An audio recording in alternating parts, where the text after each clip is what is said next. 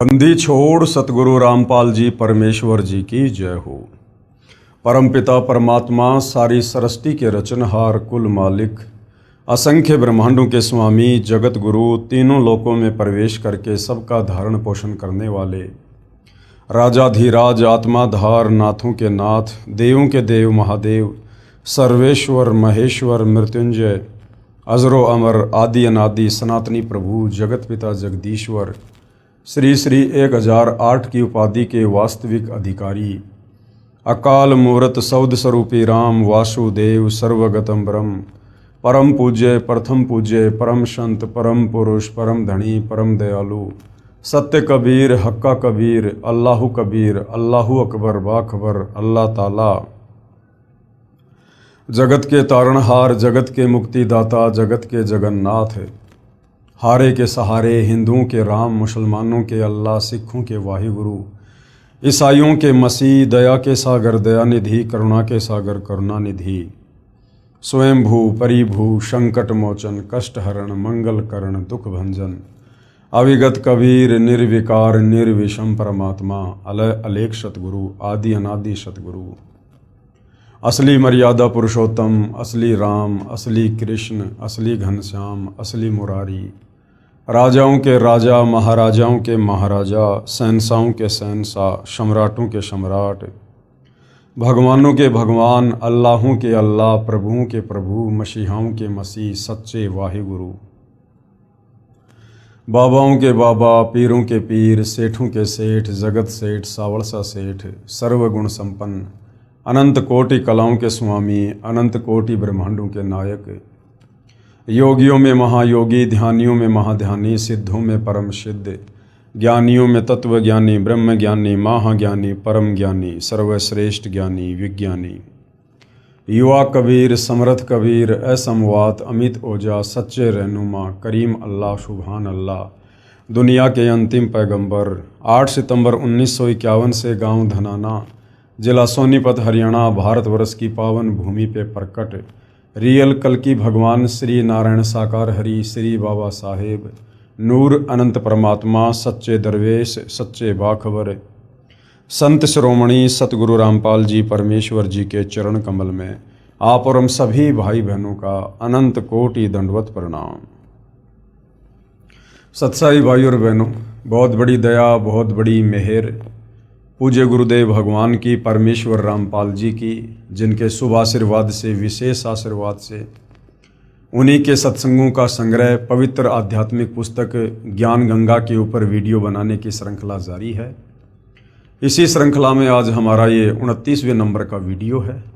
प्रत्येक वीडियो में पूज्य गुरुदेव भगवान जी के आशीर्वाद से हमें भक्ति मार्ग के विषय में अध्यात्म के विषय में वो सब कुछ जानने और समझने को मिल रहा है जो जानने की जिज्ञासा हमारी सदियों से थी, परंतु तत्व ज्ञान के अभाव में हमारे नादान धर्म गुरु हमें इन शास्त्रों से वो गूढ़ रहस्य निकाल कर नहीं बता पाए, नहीं समझा पाए कि परमात्मा कौन है, कैसा है, कहाँ रहता है, कैसे मिलता है, कैसा दिखाई देता है, उसकी शास्त्र अनुकूल भक्ति क्या है, हमें मुक्ति कैसे प्राप्त हो, हमें जन्म मरण और बुढ़ापे के संकट से हमें कैसे राहत मिले, हम लक 84 योनियों की पीड़ा से कैसे बाहर निकल सकते हैं। हमारे इन तमाम सवालों के जवाब हमारे धर्मगुरु नहीं दे पा रहे थे, क्योंकि ना तो उन्हें स्वयं तत्व ज्ञान था और ना ही वे किसी तत्वदर्शी संत की शरण में थे।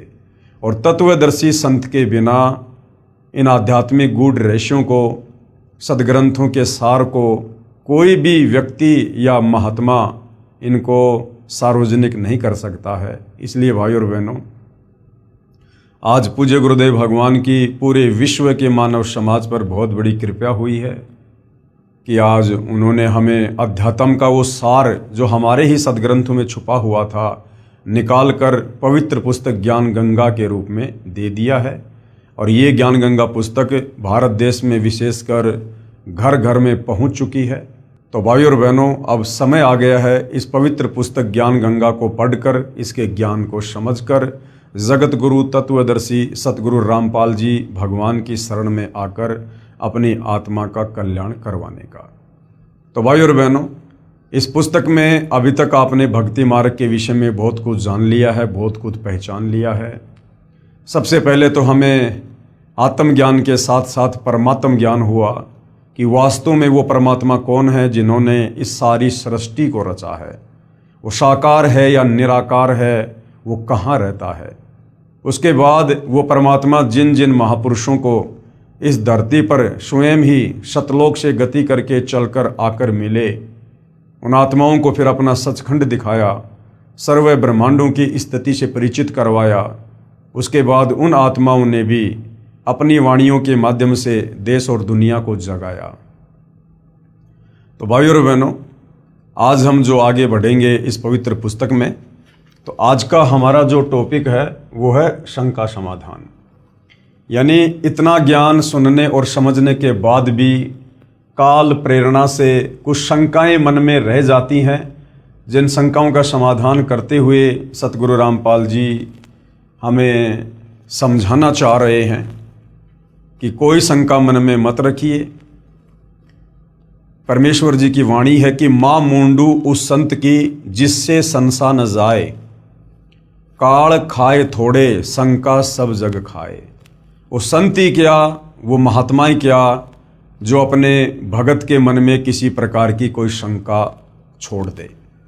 तो भाई और बहनों, यदि आप ध्यानपूर्वक पवित्र पुस्तक ज्ञान गंगा को पढ़ेंगे या सतगुरु रामपाल जी के मुख कमल से जो सत्संग बोले गए हैं आप उनको सुनेंगे, तो अपने ही धर्मशास्त्रों से सारे प्रमाण देखकर हमारे मन में अध्यात्म को लेकर किसी प्रकार की कोई शंका रह नहीं जाएगी।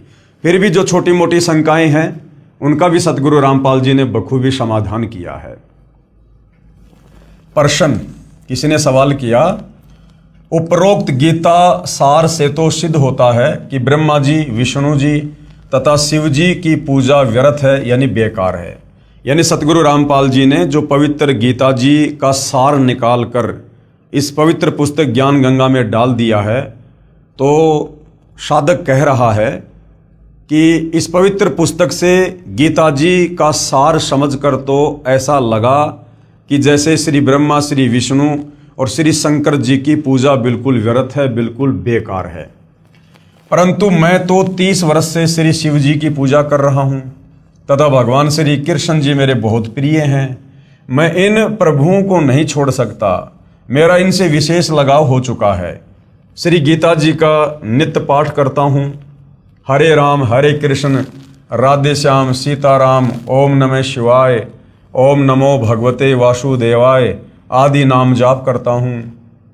सोमवार का व्रत भी रखता हूँ, कावड़ भी लाता हूँ तथा धामों पर भी दान करने जाता हूँ, मंदिर में मूर्ति पूजा करने भी जाता हूँ, स्वर्ग प्राप्ति की इच्छा करता हूँ तथा परंपरागत पूजा के कारण एक महंत से उपदेश भी ले रखा है। तो सतगुरु रामपाल जी उस जिज्ञासु को क्या कुछ समझा रहे हैं। कृपया आप पुनः उपरोक्त गीता सार को पढ़ो। जब तक तत्व ज्ञान से पूर्ण परिचित आप नहीं होंगे तब तक ये शंका रूपी कांटा खटकता ही रहेगा। जैसे ऊपर उदाहरण है कि उल्टा लटका हुआ संसार रूपी वृक्ष है जिसकी मूल यानी जड़ तो पूर्ण परमात्मा परमेश्वर है और तीनों गुण रूपी रजगुण ब्रह्मा, सतगुण विष्णु और तमगुण शिव ये उसकी शाखाएं हैं। आपने कोई आम का पौधा लगाया है, यदि पौधे की जड़ यानी मूल की सिंचाई पूजा करोगे जिससे वृक्ष बनेगा, फिर उसकी शाखाओं को फल लगेंगे। शाखा तोड़ने को थोड़े कहा जाता है। यहाँ देखिए, सीधा बीजा हुआ भक्ति रूपी पौधा अर्थात शास्त्र विधि अनुसार साधना, जो आप जियों को पहले दिखाया गया था। तो गुरुदेव भगवान कह रहे हैं कि भाई हम ब्रह्मा विष्णु महेश की साधना छुड़वाते नहीं हैं, बल्कि और दृढ़ता से शास्त्र अनुकूल साधना आप जियों के द्वारा ब्रह्मा विष्णु महेश की करवाई जाती है। हमने भाई और बहनों सृष्टि रचना को समझना इसलिए बहुत ज़्यादा जरूरी है, क्योंकि सृष्टि रचना को समझे बिना हमें इस अध्यात्म को नहीं समझ सकते। तो सृष्टि रचना के माध्यम से पूज्य गुरुदेव भगवान ने हमें बताया कि ये जो संसार है, ये जो सृष्टि है, ये एक उल्टा लटका हुआ पीपल का वृक्ष समझो। ये भक्ति रूपी पौधा है, ये भक्ति रूपी पेड़ है। ठीक है, यानी ऊपर को कबीर परमेश्वर, कबीर प्रभु, कबीर परमात्मा जो सबसे ऊपर अनामी लोक में रहते हैं। उसके बाद 3 लोकों की और रचना की। सतलोक में परमात्मा ने सृष्टि की, जहां बैठकर परमात्मा सारे ब्रह्मांडों का पालन पोषण करते हैं। तो जो भक्ति रूपी पेड़ है उसकी जड़ है कबीर भगवान, कबीर परमात्मा। नीचे फिर अक्षर पुरुष के 7 संग ब्रह्मांड हैं, काल के 21 ब्रह्मांड हैं, काल के 3 पुत्र ब्रह्मा विष्णु महेश हैं।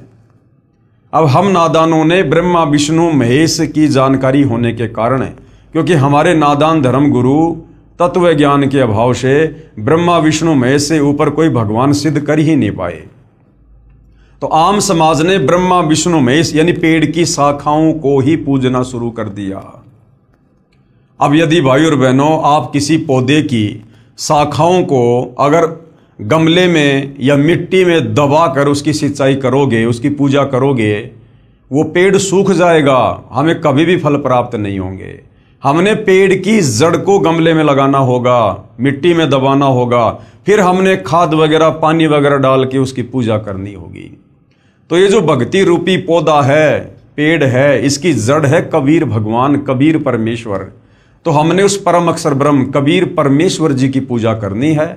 और जब हम पेड़ की जड़ की पूजा करेंगे, जड़ में खाद डालेंगे, पानी डालेंगे, तो पूरा पेड़ बनेगा और फिर शाखाओं को यानी ब्रह्मा विष्णु महेश को फल लगेंगे। अर्थात ब्रह्मा विष्णु महेश के माध्यम से फिर ये कबीर भगवान जब हम जड़ की यानी उनकी पूजा करेंगे, फिर ये हमें कर्म फल देंगे ब्रह्मा विष्णु महेश के माध्यम से। अब हम नादानों ने पेड़ की टहनियों को जमीन में दबा दिया और जड़ कर दी ऊपर, तो भला वो पेड़ सूखेगा, यानी हमारी भक्ति फिर कभी सफल नहीं होगी। इसी प्रकार पूजा तो पूर्ण परमात्मा अर्थात मूल की करनी है। फिर कर्म फल तीनों गुण ब्रह्मा विष्णु शिव रूपी शाखाओं को लगेंगे। इसलिए कुछ भी नहीं छोड़ना है, केवल अपना भक्ति रूपी पौधा सीधा बीजना है। अर्थात भक्ति की विधि हमने सही करनी है, अर्थात शास्त्र विधि अनुसार साधना प्रारंभ करनी है। वर्तमान में सभी पवित्र भगत समाज शास्त्र विधि त्याग कर मनमाना आचरण कर रहा है, क्योंकि हमारे धर्म गुरु ब्रह्मा विष्णु महेश से ऊपर हमें कोई भगवान बताए ही नहीं। अर्थात भक्ति रूपी पौधा उल्टा लगा रखा है। यदि किसी ने ऐसे पौधा बीज रखा हो तो उसे मूर्ख ही कहा जाता है।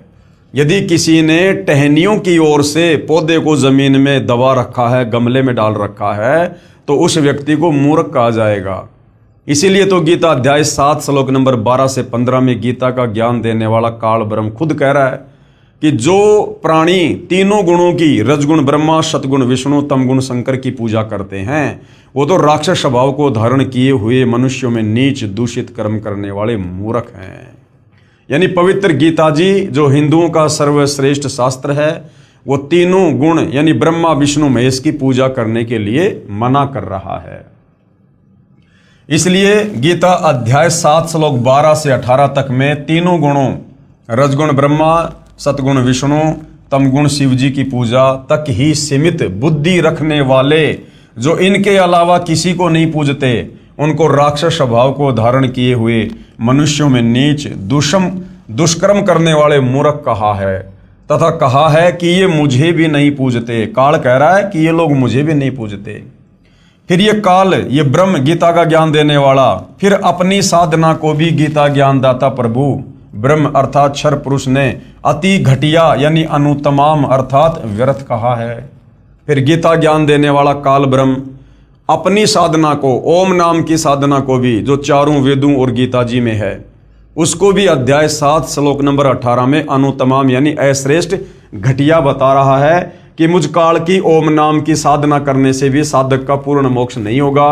वो परम धाम शाश्वत स्थान सतलोक नहीं जा सकता, वो यहीं पर मेरे 21 ब्रह्मांड में जन्म और मरण के चक्कर में रहेगा।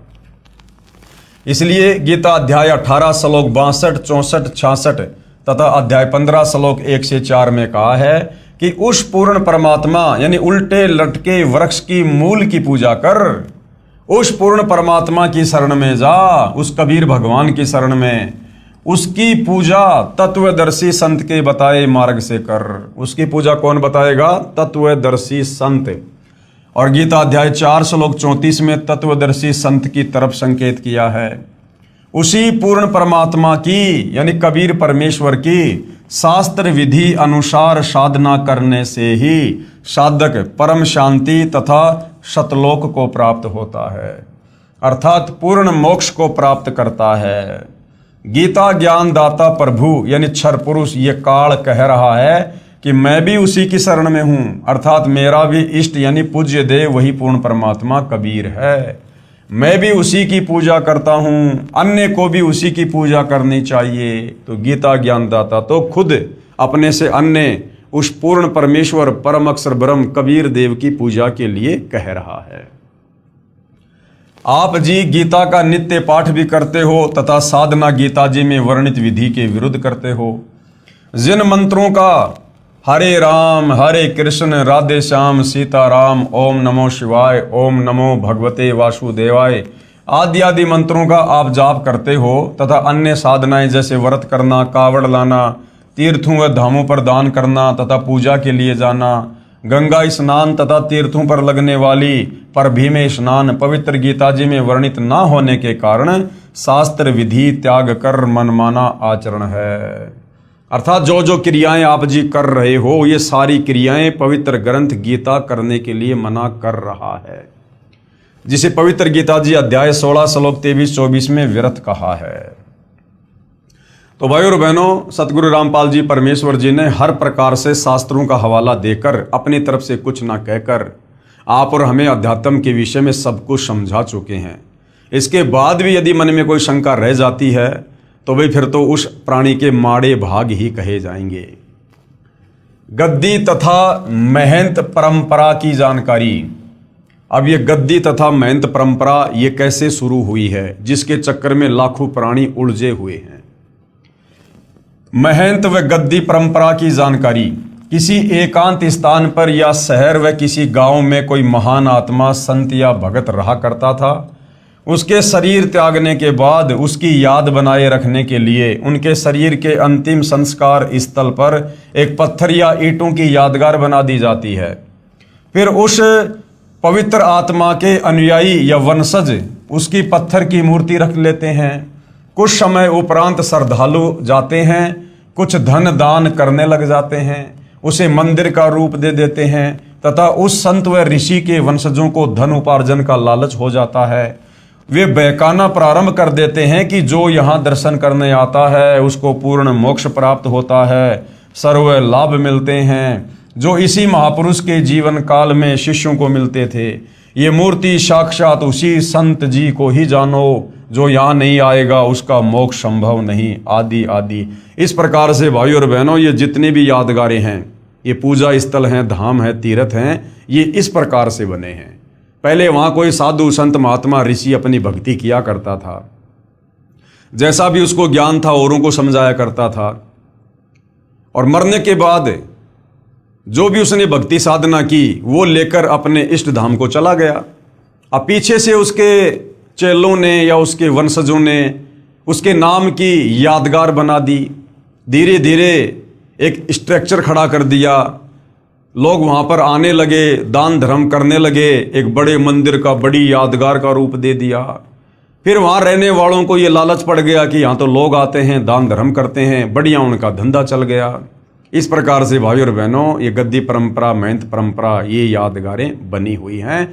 वर्तमान में वहाँ जाने से वो साधना शास्त्रों के विरुद्ध होने के कारण साधक को वहाँ जाने से, दान धर्म करने से, पूजा करने से कोई आध्यात्मिक लाभ नहीं है। अब उन नादानों को कोई पूछे कि जैसे कोई वैद्य था यानी कोई डॉक्टर था, वो नाड़ी देखकर दवाई देता था, रोगी स्वस्थ हो जाता था। उस वैद्य यानी डॉक्टर की मृत्यु के बाद उसकी मूर्ति बनाकर स्थापित करके कोई लालची कहे कि ये मूर्ति उसी डॉक्टर वाला कार्य करती है, जो इसके दर्शन करने आएगा वह पूर्ण स्वस्थ हो जाएगा। या स्वयं नकली वैद्य बनकर कोई बैठ जाए कि मैं भी दवाई देता हूँ, परंतु सारा उपचार औषधि के ग्रंथ के विपरीत दे रहा है, वह धोखा दे रहा है, क्योंकि केवल धन उपार्जन उसका उद्देश्य है। किसी भी संत या प्रभु की मूर्ति आदरणीय यादगार तो है, परंतु पूजनीय नहीं है। तो भाई और बहनों, आप और हमने हर प्रकार की इन भ्रमणाओं से, जो इन धन के लोभियों ने, स्वार्थियों ने अपने धार्मिक धंधे के लिए समाज में फैला रखी थी, हमने इन भ्रमणाओं से अब बाहर निकलना है और हमने शास्त्र अनुकूल साधना करके अपनी आत्मा का कल्याण करवाना है। क्योंकि स्वयं सारी सृष्टि का मालिक कबीर परमेश्वर जगत गुरु तत्वदर्शी सतगुरु रामपाल जी के रूप में धरती पर प्रकट हैं। ऐसे ही किसी संत या भगवान की मूर्ति बनाकर उसकी आड़ में कोई पुजारी व महंत कहे कि मैं भी नाम देता हूं, वह महानुभाव सर्व साधना उसी पवित्र शास्त्र के विपरीत दे रहा है जो उस महान संत ने अपने अनुभव का लिखा है। तो वह नकली संत व महंत स्वयं भी दोषी है तथा अनुयायियों का भी जीवन व्यर्थ करने का भार अपने शीश पर ले रहा है। संत तो एक समय में एक ही आता है, एक समय में पृथ्वी पर एक ही पूर्ण संत होता है। अब देख लो, वर्तमान में धरती पर पूर्ण संत सतगुरु रामपाल जी हैं। इनके अलावा ये जितने भी आचार्य, शंकराचार्य, मंडलेश्वर हैं, धर्माचार्य हैं, किसी भी धर्म का कोई भी धर्म गुरु है, ये सारे के सारे नकली हैं, काल के द्वारा भेजे गए हैं। ये समाज का आध्यात्मिक दृष्टि से उल्टा ही मार्गदर्शन कर रहे हैं। उसके मार्ग में करोड़ों नकली संत, महंत तथा आचार्य बाधक बनते हैं। किसके? जो एक समय में एक ही संत धरती पर होता है। किसी संत जी के शरीर त्यागने के बाद संत या महंत परंपरा प्रारंभ होती है। पहले वाले संत के स्थान की रक्षार्थ एक प्रबंधक चुना जाता है, जिसे महंत कहा जाता है। वह केवल उस पवित्र यादगार की देखभाल करने के लिए ही नियुक्त किया जाता है। फिर लालचवश वह स्वयं ही गुरु बन बैठता है तथा भक्ति चाहने वाली प्यारी आत्माएं उस पर आधारित होकर अपना जीवन व्यर्थ कर जाती हैं। महंत परंपरा का नियम बना रखा है कि पूर्व महंत का प्रथम पुत्र महंत पद का अधिकारी होगा, चाहे वह शराबी हो, चाहे वह अज्ञानी हो। ये भक्ति मार्ग है। इसमें केवल पूर्ण संत ही जीव उद्धार कर सकता है। दास ने 2-3 महंत परंपरा की पुस्तक पढ़ी, उनमें जो देखा वो इस प्रकार है। अब क्या समझा रहे हैं गुरुदेव भगवान? एक 2 वर्ष का बच्चा गद्दी पर बैठा दिया, फिर वह बड़ा होकर नामदान करने लग गया। अब बताओ, 2 साल का बच्चा लोगों का क्या मार्गदर्शन करेगा? उसको क्या आध्यात्मिक ज्ञान है? लेकिन एक परंपरा के तहत उसको महंत बना के बैठा दिया। दूसरी पुस्तक में पढ़ा कि एक 5 वर्ष के बच्चे का पिताजी जो महंत जी था, अचानक मृत्यु को प्राप्त हो गया। बाद में संगत ने तथा उसकी माताजी ने उस 5 वर्षीय बच्चे को महंत पद पर नियुक्त कर दिया। कुछ वर्ष पर्यंत वह गुरुजी बन गया। अब बताओ, 5 साल का बच्चा जिसको अपने कपड़े भी पहनने नहीं आते ढंग से, उस बच्चे को महंत बनाकर बैठा दिया। दुनिया उसकी पूजा करने लगी। एक महंत परंपरा के इतिहास को पढ़ा कि महंत को कोई संतान नहीं हुई, उसकी मृत्यु हो गई। भाई की मृत्यु पहले हो चुकी थी, कोई संतान नहीं थी। गद्दी की रखवाली के लिए एक सेवक को उस कुल में संतान होने तक अस्थायी महंत नियुक्त कर दिया। कुछ समय उपरांत महंत कुल में किसी के लड़का हुआ और जो अस्थायी महंत जो गद्दी पे बैठा था वो गद्दी लेकर भाग गया। किसी अन्य शहर में स्वयं ही गद्दी स्थापना करके महंत बन बैठा, वहां नई दुकान खोल ली तथा पूर्व स्थान पर एक 2.5 वर्ष का बच्चा महंत बना दिया गया। एक महंत परंपरा का इतिहास देखा कि बड़ा बेटा घर त्याग गया, उससे छोटे को महंत पद पर नियुक्त कर दिया। कुछ समय पर्यंत वहां मंदिर बन गया तथा अधिक चढ़ावा भेंट पूजा का धन आने लगा। उस बड़े वाले की संतान ने कहा कि इस मंदिर पर हमारा अधिकार है। इस कारण झगड़ा शुरू हुआ। गद्दी पर विराजमान महंत जी की हत्या कर दी गई।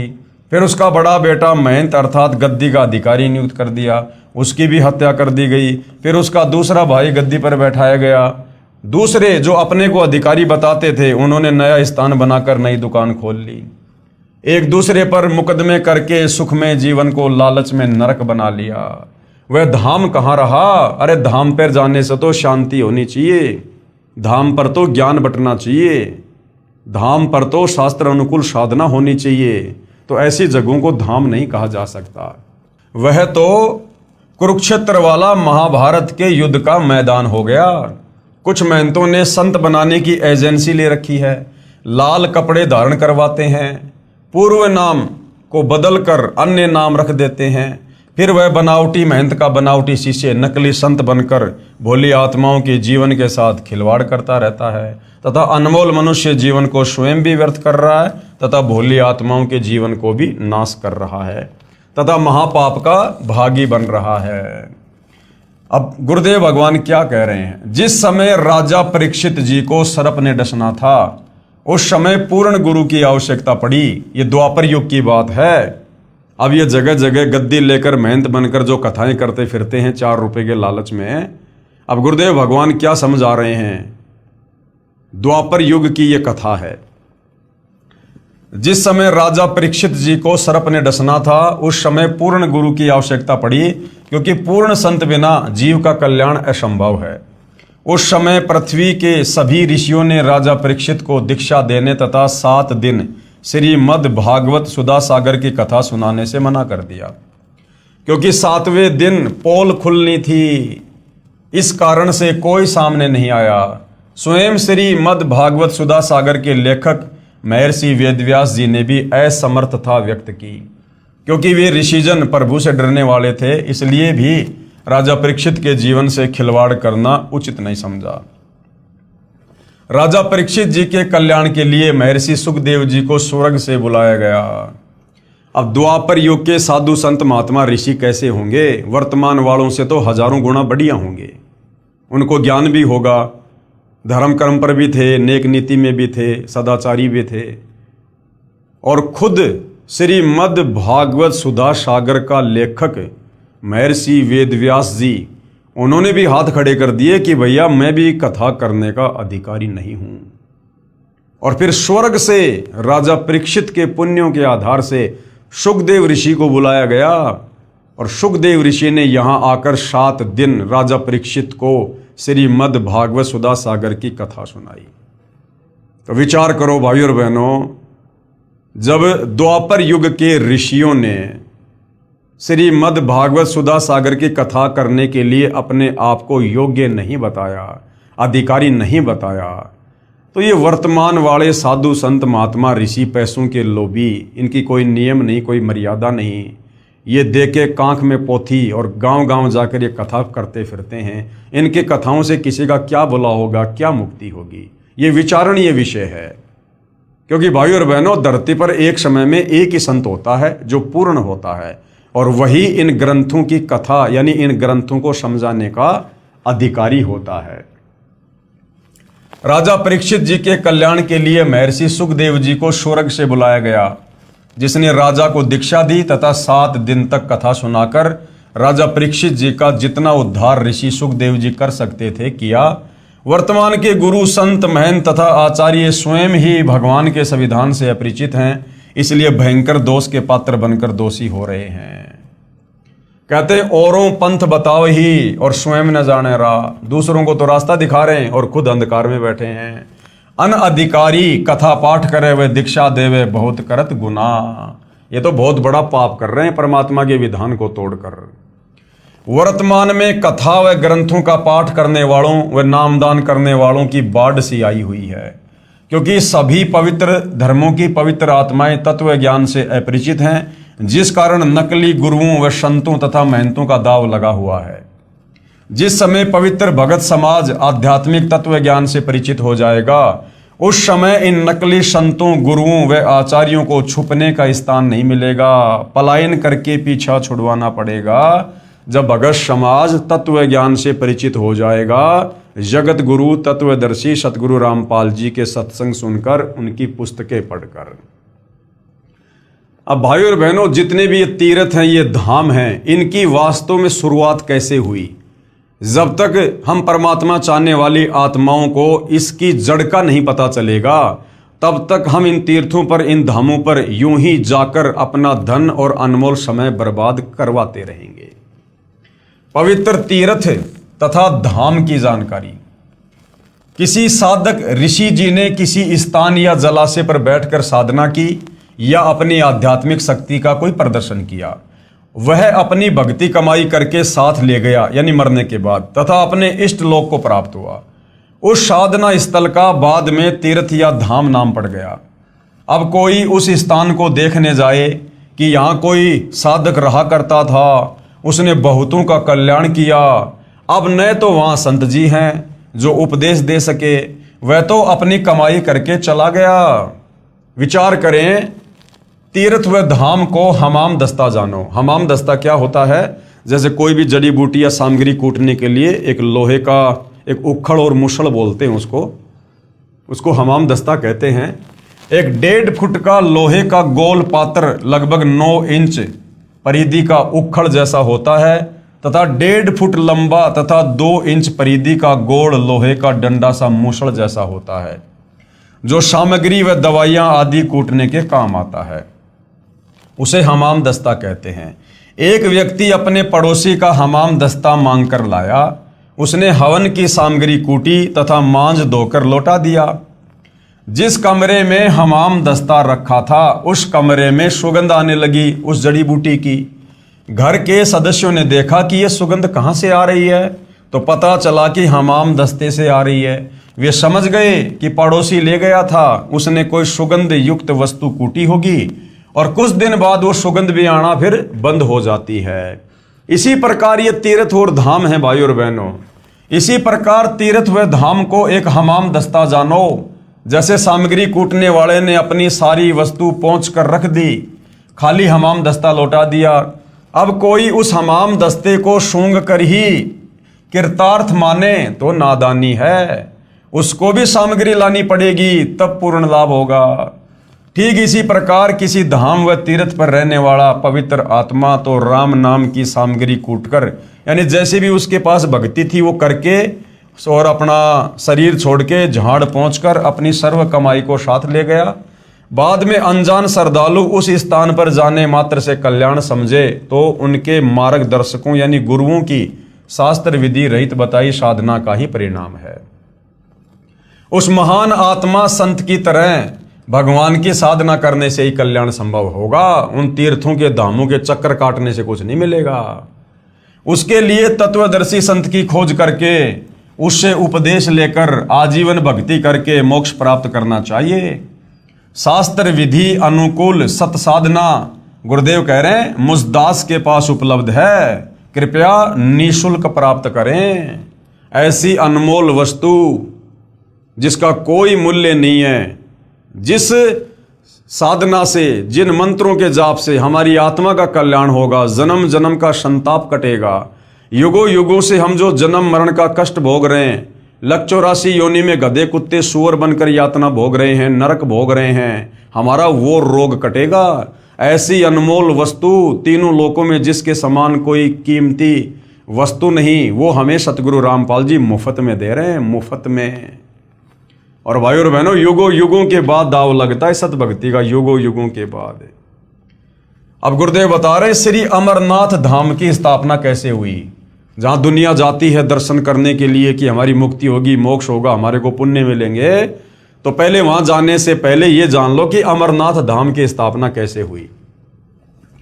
भगवान शंकर जी ने पार्वती जी को एकांत स्थान पर उपदेश दिया था, यानी नाम दीक्षा दी थी, जिस कारण से माता पार्वती जी इतनी मुक्त हो गई कि जब तक भगवान शिव जी यानी तमोगुण की मृत्यु नहीं होगी तब तक उमा जी की भी मृत्यु नहीं होगी। 7 ब्रह्मा जी की मृत्यु के उपरांत भगवान विष्णु की मृत्यु होती है और 7 विष्णु जी की मृत्यु के बाद शिव जी की मृत्यु होती है। तब माता पार्वती जी भी मृत्यु को प्राप्त होगी। यानी भगवान शंकर से नाम उपदेश लेकर पार्वती जी इतनी अमर हो गई कि जब तक भगवान शंकर नहीं मरेगा तब तक पार्वती भी नहीं मरेगी। लेकिन मरेंगे भगवान शंकर भी और मरेगी फिर पार्वती भी। तब माता पार्वती जी भी मृत्यु को प्राप्त होगी। पूर्ण मोक्ष नहीं हुआ, क्योंकि जब शंकर जी का ही मोक्ष नहीं है तो पार्वती जी का कैसे होगा। फिर भी जितना लाभ पार्वती जी को हुआ वह भी अधिकारी से उपदेश मंत्र लेकर हुआ। बाद में श्रद्धालुओं ने उस स्थान की याद बनाए रखने के लिए उसको सुरक्षित रखा तथा दर्शक जाने लगे। जिस जगह पर भगवान शंकर ने पार्वती जी को मंत्र दिए थे उसको अमरनाथ कहते हैं, उस जगह को अमरनाथ कहते हैं जहां पर पार्वती जी को अमर मंत्र दिए थे। बाद में लोगों ने उस जगह को सुरक्षित बनाए रखने के लिए वहां पर एक यादगार बना दी।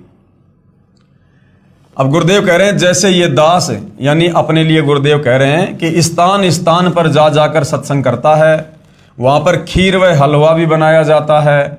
जो भगत आत्मा उपदेश प्राप्त कर लेता है उसका कल्याण हो जाता है। सत्संग की समाप्ति के बाद सभी टेंट आदि उखाड़कर दूसरे स्थान पर सत्संग के लिए चले गए। पूर्व स्थान पर केवल मिट्टी या ईंटों की बनाई भट्टी व चूल्हे से छोड़ दिए। फिर कोई उसी शहर के व्यक्ति से कहे कि आओ आपको वह जगह दिखाकर लाता हूं जहां सतगुरु रामपाल जी का सत्संग हुआ था, खीर बनाई थी। बाद में उन भट्टियों को देखने जाने वाले को न तो खीर मिलेगी, न ही सत्संग के अमृत वचन सुनने को मिलेंगे, और ना ही उपदेश प्राप्त हो सकता जिससे कल्याण हो सके।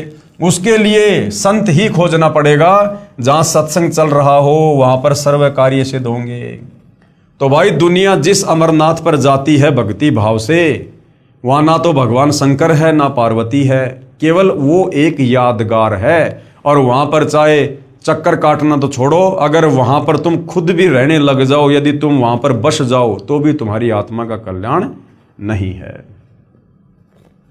ठीक इसी प्रकार तीर्थों व धामों पर जाना तो उस यादगार स्थान रूपी भट्ठी को देखना मात्र ही है। यह पवित्र गीता जी में वर्णित ना होने से शास्त्र विरुद्ध हुई, जिससे कोई लाभ नहीं। इसका प्रमाण पवित्र गीता अध्याय 16 श्लोक 23-24 में कि अर्जुन, शास्त्र विधि को त्याग कर जो मनमानी भक्ति पूजा करते हैं उनको कोई लाभ नहीं, उनकी कोई गति नहीं, उनकी कोई मुक्ति नहीं। तत्व ज्ञानहीन संतों व महंतों तथा आचार्यों द्वारा भ्रमित श्रद्धालु तीर्थों व धामों पर आत्म कल्याणार्थ जाते हैं। श्री अमरनाथ जी की यात्रा पर गए श्रद्धालु 3-4 बार बर्फानी तूफान में दबकर मृत्यु को प्राप्त हुए। प्रत्येक बार मरने वालों की संख्या हजारों में होती थी। विचारणीय विषय है कि यदि श्री अमरनाथ जी के दर्शन व पूजा लाभदायक होती तो क्या भगवान शिव उन भक्तों की रक्षा नहीं करते? अर्थात प्रभु शिव जी भी शास्त्र विरुद्ध साधना से अप्रसन्न हैं। भगवान शंकर भी इन पाखंडों से प्रसन्न नहीं है, इस प्रकार की साधनाओं से। वैष्णो देवी के मंदिर की स्थापना कैसे हुई? जो श्रद्धालु वैष्णो देवी मंदिर जाते हैं भक्ति भाव से पूजा के लिए, आत्म कल्याण के लिए, तो पहले यह तो जान लो कि वैष्णो देवी मंदिर की स्थापना कैसे हुई। जब सती जी यानी उमा देवी अपने पिता राजा दक्ष के हवन कुंड में छलांग लगाने से जलकर मृत्यु को प्राप्त हुई। अब वो हवन कुंड में छलांग क्यों लगाई? गुरुदेव ने बताया, एक समय शंकर और पार्वती जी, जिसको उमा भी कहते हैं, दोनों आकाश मार्ग से जा रहे थे। उसी समय विष्णु अवतार श्री रामचंद्र जी धरती पर आए हुए थे और उनको 14 साल का वनवास मिला हुआ था, और जंगल से उनकी पत्नी सीता को रावण उठाकर ले गया था। पीछे से सीता के वियोग में वो पागलों की तरह व्यवहार कर रहे थे। वृक्षों से लिपट लिपट कर पूछ रहे थे, हाय मेरी सीता कहाँ गई? मृगों से लिपट लिपट कर पूछ रहे थे, रो रहे थे। तो ऊपर से शंकर जी ने हाथ जोड़कर उनको प्रणाम किया। तो पार्वती ने पूछा, आप किसको प्रणाम कर रहे हो? तो शंकर जी ने कहा कि मैं भगवान विष्णु को प्रणाम कर रहा हूं। तो पार्वती ने कहा कि ये इस प्रकार से आम आदमी की तरह रोने वाला अपनी पत्नी के वियोग में ये भगवान कैसे हो सकता है? मैं तो इसकी परीक्षा लूंगी। तो शंकर जी ने कहा कि तू ये गलती मत कर देना, तू सीता का रूप बनाकर भगवान के सामने मत चली जाना। अगर तुमने सीता का रूप बना लिया तो सीता मेरी भाभी है और भाभी माँ के समान होती है, फिर तू मेरे योग्य नहीं रहेगी, फिर मैं तुझे पत्नी रूप में स्वीकार नहीं करूंगा। तो उस समय तो पार्वती ने कहा ठीक है, नहीं लूंगी परीक्षा। घर आने के बाद शंकर जी तो अपने काम धाम से चले गए। पीछे से पार्वती ने सीता जी का रूप बनाया और रामचंद्र जी के सामने जाके खड़ी हो गई कि अगर भगवान होगा तो मुझे पहचान लेगा। अब जैसे पार्वती सीता जी का रूप बना के खड़ी हुई, उधर से इस काल में इसने श्री रामचंद्र जी को सद्बुद्धि दे दी, ज्ञान योग खोल दिया, दृष्टि दे दी, और रामचंद्र जी ने पहचान लिया कि ये तो मेरी पत्नी सीता नहीं, ये तो जो है ये तो पार्वती है। तो रामचंद्र जी ने कहा कि हे दक्ष पुत्री माया, भगवान शंकर को कहाँ छोड़कर आ गई? अब पार्वती ने देखा भैया इसने तो मुझे पहचान लिया, तो वापस वो पार्वती रूप में आ गई और कहा कि भगवान शंकर ठीक कह रहे थे, आप तो वास्तव में भगवान ही हो। चली गई।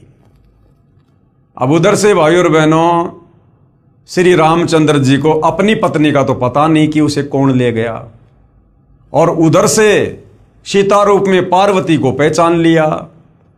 ये काल ने तुरंत बुद्धि ऑन कर दी, क्योंकि 21 ब्रह्मांड के जितने भी प्राणी हैं, आम व्यक्ति से लेकर ब्रह्मा विष्णु महेश, उन सब की बुद्धि का रिमोट इस काल बलि के हाथ में है। तो पार्वती अपने घर चली गई, शाम को शंकर जी आ गए। उधर से काल ने शंकर जी को प्रेरणा कर दी, दिव्य दृष्टि दे दी, और शंकर जी ने देखा भैया ये तो काम खराब करके आ गई, इसने तो मेरी माता जी का रूप धारण कर लिया, अब ये पत्नी रूप में स्वीकार्य नहीं है। घर आकर शंकर जी ने पार्वती से पूछा, आप परीक्षा लेने गई थी? तो पार्वती जी ने साफ साफ मना कर दिया, झूठ बोल दिया अपने पति से कि मैं नहीं गई थी।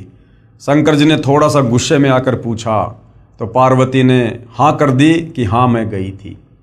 उसी दिन से शंकर जी ने पार्वती से नाराज होकर पति पत्नी व्यवहार करना बंद कर दिया। और जब वर्षों का समय बीत गया तो पार्वती ने सोचा कि अब ये टस से मस होने वाले नहीं हैं, तो वो अपने पिता राजा दक्ष के घर पर चली गई कि कुछ दिन मैं अपने पीहर रह के आऊँगी, अपने माता पिता के पास रहकर आऊँगी, तब तक हो सकता है ये नॉर्मल हो जाएं, बात को भूल जाएं। इस दृष्टिकोण से पार्वती यानी उमा अपने पिता राजा दक्ष के घर पर चली गई। उस समय राजा दक्ष एक हवन करवा रहा था, जिसमें बहुत सारे साधु संत महात्मा ऋषि आए हुए थे, और राजा दक्ष की जितनी भी लड़कियां थी उन सब के जो पति थे वो भी आए हुए थे, सबके हवन कुंड बने हुए थे, और जो जो दामाद नहीं आया था उसका भाग अलग से निकाल रखा था। परंतु पार्वती और शंकर जी का कहीं कोई इस प्रकार का स्थान नहीं था। पूरे हवन कुंड में पार्वती ने घूम के देख लिया। अंत में अपने पिता के पास गई और कहा, पिताजी आपने मेरी सभी बहन और उनके पतियों के लिए जो है ये जगह वगैरह नियुक्त की हुई है हवन के लिए, हमारे लिए क्यों नहीं की? तो राजा दक्ष ने पार्वती का अपमान कर दिया और कहा, तू पहले ये बता तुझे यहां बुलाया किसने, और मैं उसका भाग क्यों निकालूं जिसके गले में सर्प पड़े रहते हैं, ना नहाता ना धोता है, राख को लपेट के रहता है। क्योंकि भाई और बहनों, पार्वती जी ने अपने पिता राजा दक्ष के मना करने पर भगवान शंकर से लव मैरिज की थी, जिस कारण से राजा दक्ष उससे नाराज था। तो इस प्रकार अपनी बेइज्जती को देखकर और उधर से अपने पति को नाराज देखकर कि ना तो मेरा ससुराल में कोई जगह है ना पीहर में कोई जगह है, ये सोचकर दुखी मन से काल प्रेरणा से और वो जो पार्वती थी वो उस हवन कुंड में छलांग लगा गई और वो जलकर खाक हो गई। तो जब सती जी यानी उमा देवी अपने पिता राजा दक्ष के हवन कुंड में छलांग लगाने से जलकर मृत्यु को प्राप्त हुई, तब भगवान शिव जी उसकी अस्थियों के कंकाल को मोहवश सती जी यानी पार्वती जी जानकर 10,000 साल तक कंधे पर लिए पागलों की तरह घूमते रहे। अब देखिए भाई और बहनों, 21 ब्रह्मांड में सारे के सारे प्राणी मोह ममता में बंधे हुए हैं, तीनों गुणों में बंधे हुए हैं। ये तीनों देवता एक एक गुण हैं जो हम इंसानों को बांध के रखते हैं, और ये खुद भी इन्हीं तीनों गुणों में बंधे हुए हैं। 10,000 साल तक उस जली हुई पार्वती की अस्थियों को अपनी पत्नी मानकर अपने सीने से लगाकर पागलों की तरह रोते हुए घूम रहे हैं भगवान शंकर। जैसे एक बंदरिया का बच्चा मर जाता है फिर भी वो उसे अपना बच्चा मानकर छाती से लगाकर घूमती रहती है। तो भाई और बहनों, चाहे ब्रह्मा विष्णु महेश हो, चाहे आप और हम इंसान हो, चाहे ये 184 योनियों के जीव हो, हम सब के सब जीव संज्ञा में हैं, जीव संज्ञा में। इसीलिए सतगुरु रामपाल जी का नारा है कि जीव हमारी जाति है, मानव धर्म हमारा, हिंदू मुस्लिम सिख ईसाई धर्म नहीं कोई न्यारा। तो इस तत्व ज्ञान से पता चलता है कि ब्रह्मा विष्णु महेश भी जीव संज्ञा में हैं और ये भी तीनों गुणों के प्रभाव से प्रभावित हैं। उसके बाद भगवान विष्णु जी ने सुदर्शन चक्र से सती जी के कंकाल को छिन्न भिन्न कर दिया। अब भगवान विष्णु जी के रूप में स्वयं कबीर परमात्मा जी ने ये लीला की। जहां धड़ गिरा, जहां पर पार्वती जी का वो धड़ वाला हिस्सा गिरा कंकाल का, वहां पर उसको जमीन में गाड़ दिया गया इस धार्मिक घटना की याद बनाए रखने के लिए कि ऐसी घटना घटित हुई थी। उसके ऊपर एक मंदिर जैसी यादगार बना दी कि कहीं आने वाले समय में कोई ये ना कह दे कि पुराण में गलत लिखा है। उस मंदिर में एक स्त्री का चित्र रख दिया, उसे वैष्णो देवी कहने लगे। उसकी देख रेख व श्रद्धालु दर्शकों को इस स्थान की कहानी बताने के लिए एक नेक व्यक्ति नियुक्त किया गया, जैसे गाइड वगैरह होते हैं। उसको अन्य धार्मिक व्यक्ति कुछ वेतन देते थे। बाद में उसके वंशजों ने उस पर भेंट दान लेना प्रारंभ कर दिया तथा कहने लगे कि एक व्यक्ति का व्यापार ठप हो गया था। माता के 100 रुपये संकल्प किए, एक नारियल चढ़ाया, वह बहुत धनवान हो गया। एक निसंतान दंपत्ति था, उसने माता जी के 200 रुपये, एक साड़ी, एक सोने का गले का हार चढ़ाने का संकल्प किया, उसको पुत्र प्राप्त हो गया।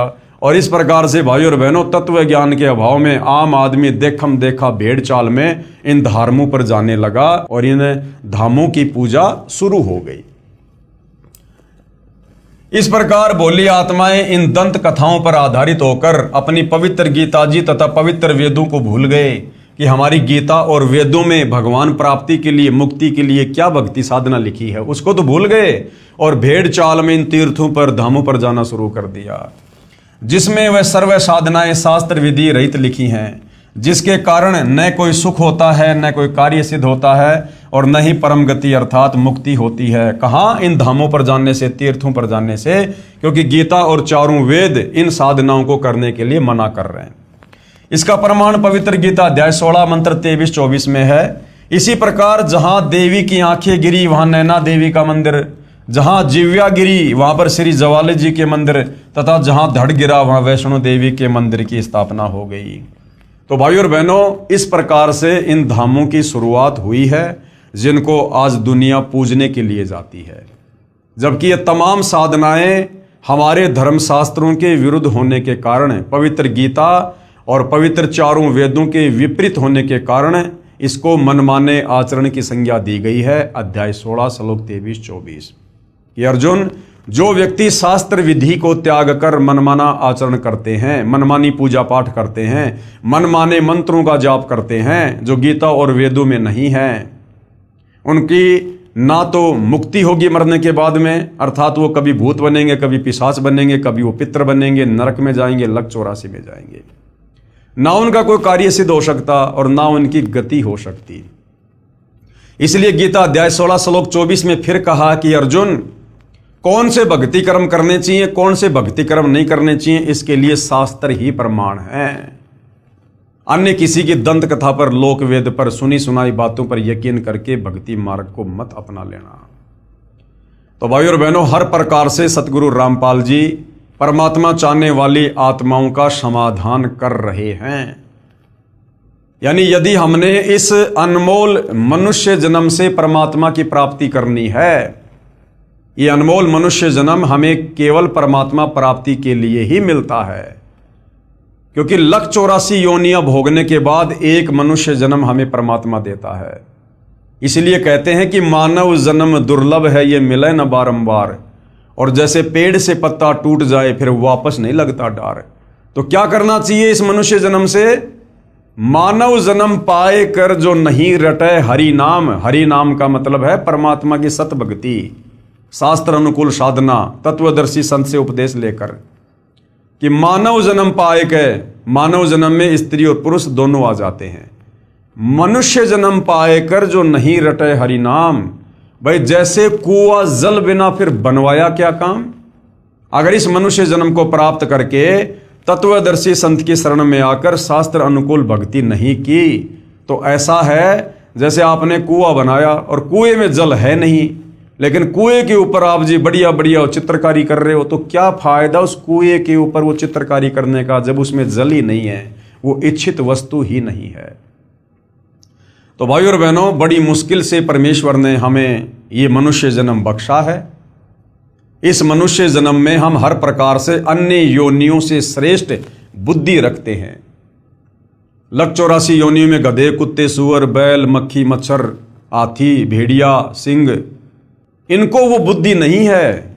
इनको आत्मचिंतन की, मंथन की, एक दूसरे से सलाह मशवरा करने की वो सद्बुद्धि प्राप्त नहीं है। जो हम मनुष्यों को है। हमें परमेश्वर ने इनसे विशेष बुद्धि दी है, विशेष हमारे को शरीर दिया है। हम काम धंधा करके, मेहनत मजदूरी करके हम खा सकते हैं, कमा सकते हैं। हम सभ्य समाज में सभ्य तरीके से रह सकते हैं। पशु एक दूसरे को छीनकर मारकर खाते हैं, लेकिन हम मनुष्य हैं। हमें परमेश्वर ने विशेष बुद्धि दी है। हम काम धंधा करके नेक नीति ईमानदारी से जीते हैं और दूसरे को भी जीने देते हैं। यदि हम वही पशु वाले कार्य करते करते मर गए तो फिर हमने क्या किया इस मनुष्य जन्म को प्राप्त करके? अरे बिना सतभक्ति के, बिना तत्वदर्शी संत की शरण के जो कार्य हम मनुष्य कर रहे हैं वो सारे के सारे कार्य पशु और पक्षी भी कर रहे हैं। जन्म लेकर जैसे वो भी बच्चे पैदा करते हैं, आप और हम शादियां करके बच्चे पैदा कर लेते हैं। वो पशु पक्षी बिना किसी गोत्र के, बिना किसी धर्म के, बिना किसी जाति के आपस में शादियां कर लेते हैं। हम अपने ये कर्म फोड़ने के लिए गोत्र में, धर्म में, जातियों में उलझ गए काल प्रेरणा से। वो पशु पक्षी खुले में सहवास करते हैं, संभोग करते हैं, क्योंकि उनको वो विशेष बुद्धि नहीं है, उनको कोई शर्मा शर्मी नहीं है। हमें परमेश्वर ने बुद्धि दी, इसलिए हम चार दीवारी के अंदर संभोग कर लेते हैं, शारीरिक संबंध बना लेते हैं। वो पशु पक्षी निवस्त्र होकर घूम लेते हैं। हम 100, 200, 250, 500 रुपए के कपड़े पहनकर अपने शरीर को ढक लेते हैं। वो पशु पक्षी वो कच्चा भोजन खा लेते हैं, हम थोड़ा चूल्हे पर पका के खा लेते हैं। वो पशु पक्षी जमीन में पड़ा हुआ खा लेते हैं, हम 100-50 रुपए की थाल में डाल के खा लेते हैं। बच्चे पैदा वो पशु पक्षी भी करते हैं, बच्चे पैदा हम भी करते हैं। अपने बच्चों का पालन पोषण, लाड़ प्यार वो पशु पक्षी भी करते हैं। वो लाड़ प्यार पालन पोषण आप और हम भी करते हैं, और अंत में वो भी मर जाते हैं और अंत में हम भी मर जाते हैं। तो बताओ भाई और बहनों, यदि ये अनमोल मनुष्य जन्म प्राप्त करके, यदि हमने तत्वदर्शी संत की खोज करके, शास्त्र अनुकूल सत भक्ति करके अपनी आत्मा का कल्याण नहीं करवाया, तो उन गधे, कुत्ते, सुअर में, बैल में, गाय में और हम इंसानों की उन क्रियाओं में भला क्या अंतर है? इसलिए परमात्मा कहते हैं कि भक्ति बिना नर और खर एक है। नर यानी इंसान और खर यानी गधा।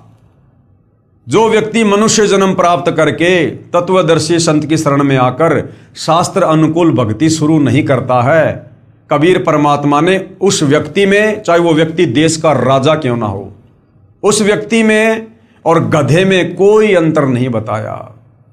भक्ति बिना नर और खर यानी गधा एक है। जिन हरिपद नहीं जानिया, जिसको परमात्मा की जानकारी नहीं, जिसके पास सत भक्ति नहीं। भक्ति बिना नर और खर एक है, जिन हर पद नहीं जानिया। और पूर्ण ब्रह्म की परख नहीं रे, पूज मरे पाषाणा। उस पूर्ण परमात्मा की तो पहचान नहीं कि वो परमात्मा कौन है जिसकी भक्ति करनी चाहिए। और मंदिरों में, मस्जिदों में, चर्चों में, गुरुद्वारों में, धामों पर, तीर्थों पर ये पत्थर पूजते फिरते हैं, जो गीता अध्याय 16 श्लोक 23-24 के अनुसार शास्त्र विधि को त्याग कर मनमाना आचरण है। तो भाई और बहनों, बड़े सौभाग्य से अनंत युगों के बाद आप और हमारा बिल्ली के भाग का छीका टूटा है।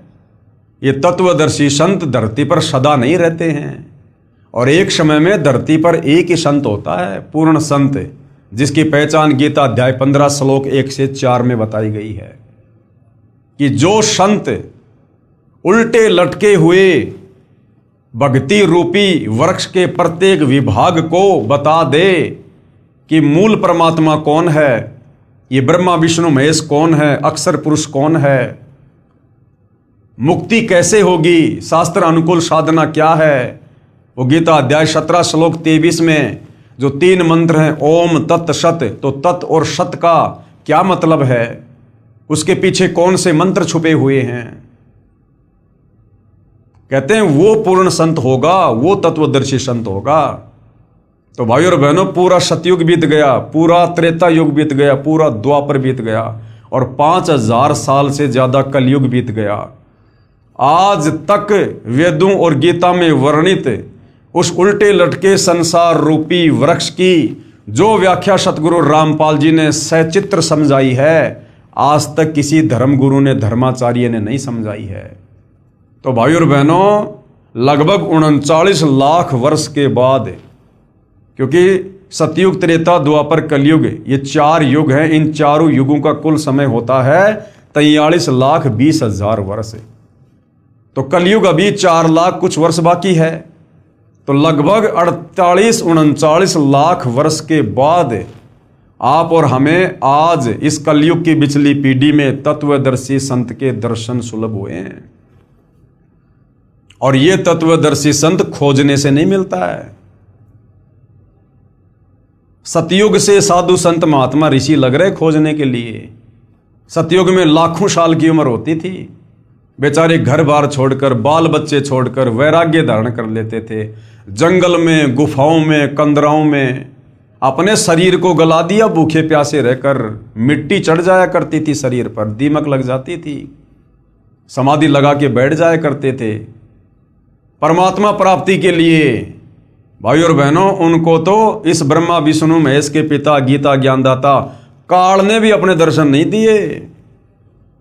और आज आप और हमें उस पूर्ण ब्रह्म परमात्मा कबीर देव, कबीर साहिब के जगत गुरु तत्वदर्शी सतगुरु रामपाल जी के रूप में साक्षात दर्शन हो रहे हैं।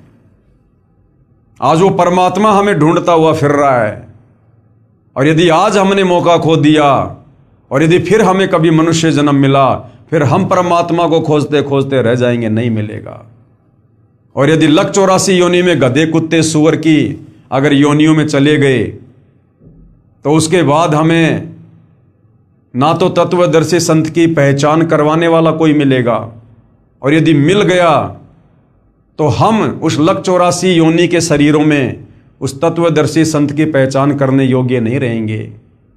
आज गधे, कुत्ते, सूअर को आप बैठ के समझाओ कि भक्ति कर ले, राम का नाम ले ले, तत्वदर्शी संत आया हुआ है, उसको पता ही नहीं हम क्या भोग रहे हैं, क्योंकि वो भोग योनि है। अब वो भोग योनि भोग रहा है वो जीव, क्योंकि वो भी हमारी तरह कभी मनुष्य था, स्त्री या पुरुष, और उसको भी लोगों ने बताया, समझाया कि भाई भक्ति कर ले, परमात्मा आए हुए हैं। लेकिन वो अफलातुनी में रह गया कि किसने देखा भगवान, सब डींग मारते हैं, कुछ नहीं है, अपना काम धंधा करो, अपने बच्चों का पालन पोषण करो, यही भक्ति है, यही धर्म है बस। और यही छोटी मोटी साधना करता रहता था। अब वो भाई शरीर छोड़ने के बाद सत भक्ति उसकी बनी नहीं, सीधा 184 योनियों में काल ने ठोक दिया। अब वो अपना कर्म भोग रहा है, जो कर्म उसने मनुष्य योनि में किया था, शास्त्र विरुद्ध साधना करके, संतों की बातों को कानों के ऊपर से टाल दिया। आज वो गधा, कुत्ता, शुअर बनकर असहनीय पीड़ा भोग रहा है। जो सुबह उठते जूस पीता था, चाय पीता था, दिन में 3 बार बढ़िया बढ़िया भोजन खाया करता था, महंगे महंगे कपड़े पहनता था, नौकरी करता था, गाड़ियों में घूमता था, आज वो गधा बन के नंगा होके घूम रहा है। और गधे को उसका मालिक कभी घर पे खाना नहीं देता, सारा दिन उससे कमर तोड़ काम लेता है, और शाम के समय कान पकड़ के उसको कुर्डियों में छोड़ देता है। जितना पेट भर सकता है वो गधा घूम घूम के भरता है। और गधे की कमर पे जख्म हो जाता है, वो मिट्टी या ईंटों का बोरा बार बार उसकी रगड़ लगने से उसकी कमर छुल जाती है, उस कमर पर घाव हो जाता है। और जब वो चरने जाता है तब वो कौवा बैठकर उसकी कमर पर चोंच से घाव को नोचता है। वो असहनीय पीड़ा भोग रहा है, लेकिन पेट भी भरना जरूरी, खाना भी खाना जरूरी। तो भाई और बहनों, फिर आप और हमारी ये हालत हो जाएगी। फिर बैल बनेंगे, ऊंट बनेंगे, फिर किसान हमारे नाक को फोड़ेगा, नाक को फोड़ के उसमें रस्सा डालेगा, और उसके संकेतों के अनुसार नहीं चलेंगे तो रस्से को खींच खींच के नाक का हाल बेहाल कर देगा। पीड़ा उस प्राणी को भी उतनी ही होती है जितनी आप और हमें होती है मनुष्य शरीर में। आज यदि हमारे नाक का बाल भी उखाड़ लें तो कितनी पीड़ा होती है, तुरंत आंखों में आंसू आता है। अब सोचिए उस बैल की क्या हाल होगी, उस ऊंट की क्या दशा होगी, जिसकी नकेल खींच खींच के, नाक का रस्सा खींच खींच के उसके मालिक ने। और कई बार क्या होता है, उस ऊंट के नाक में कीड़े पड़ जाते हैं, जख्म हो जाता है बार बार रस्सी खींचने से, कीड़े चलते हैं उसमें। हमने खूब देखे गांव में जब छोटे छोटे थे। तो भाई और बहनों, ये दुर्दशा आप और हमारी अनंत युगों से हो रही है। ये एक बार या 2 बार नहीं है। कि हम तो खाली एक बार ही लक 84 का चक्कर काटेंगे बस। अरे एक बार भी कितना भयंकर है। एक कुत्ते का जीवन देख लो भाई और बहनों, 10-15 साल की उम्र होती है, उस कुत्ते का जीवन देख लो, सुबह से लेकर शाम तक पूरी रात वो भौंकेगा क्योंकि उसकी आदत गंदी, भौंकने से उसको भूख लगेगी, सुबह क्या करेगा, किसी के घर पर जाएगा। अब उसको कौन खिलाएगा भाई, कौन खिलाएगा उसको? उसका भाग्य किसी ने टूक डाल दिया तो, नहीं तो उसके लठ पड़ेंगे, जूत पड़ेंगे उसके। भूखा मर रहा है, क्या करेगा, घर घर दौड़ेगा, ना जाने कितने घरों में जाएगा एक टूक के लिए। किसी भगवान ने टूक डाल भी दिया, मिट्टी में डालेगा। अब एक टूक से कुत्ते का पेट भरेगा क्या? जो कुत्ता इंसान से ज्यादा भोजन खाता है, एक टूक से उसकी भूख और ज्यादा बढ़ जाती है, साथ में मिट्टी खाएगा। जबरदस्ती किसी की रसोई में घुसने का प्रयास करेगा, घरवाला लठ मारेगा, फिर प्यों प्यों करता हुआ दौड़ेगा। 10-15 घरों में घूम के आएगा, फिर भी पेट नहीं भरेगा। फिर कहां जाएगा? सुबह सुबह लोग जो खेतों में लैट्रिन करने जाते हैं, फिर वहां पर जाकर लैट्रिन खाएगा। 2 कुत्तों में लड़ाई हो जाती है, एक दूसरे की गर्दन फाड़ देते हैं।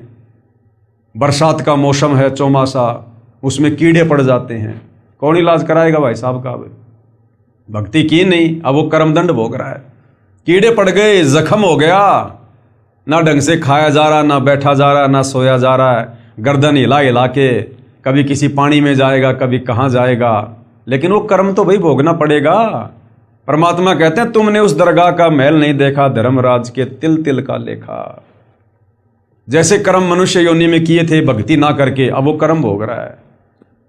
खुजली हो जाती है, खुजली, पूरा शरीर छुल जाता है, बाल उड़ जाते हैं। और ऐसे कुत्ते को तो कोई अपने आसपास भी नहीं फटकने देता, लगाएगा बीमारी, लठ मारते हैं दूर से। वो जाता है भोजन के लिए और लोग दूर से उसको पत्थर मारते हैं, लठ मारते हैं। कभी एक्सीडेंट में कोई गाड़ी वगैरह, कोई मोटरसाइकिल का पहिया उसके पैर पे चढ़ जाता है, क्योंकि अहंकारी जीव है, तभी तो वो कुत्ता बना। मनुष्य जन्म में अहंकारी था, तभी तो उसको कुत्ते की योनि मिली। और कुत्ते क्या करते हैं, रोड पर बैठेंगे बीच में और गाड़ी बिल्कुल नजदीक आने वाली होगी तब जरा सा हटेंगे। तो कई बार क्या होता है, गाड़ी का पहिया उसके ऊपर ही चढ़ जाता है और पैर टूट गया, कमर टूट गई, घिसट घिसट के चलेगा, घिसट घिसट के। ऐसी दुर्गति से एक कुत्ते का जीवन। और ऐसे ऐसे करोड़ों जन्म लगातार भी हमें कुत्ते के मिल जाते हैं।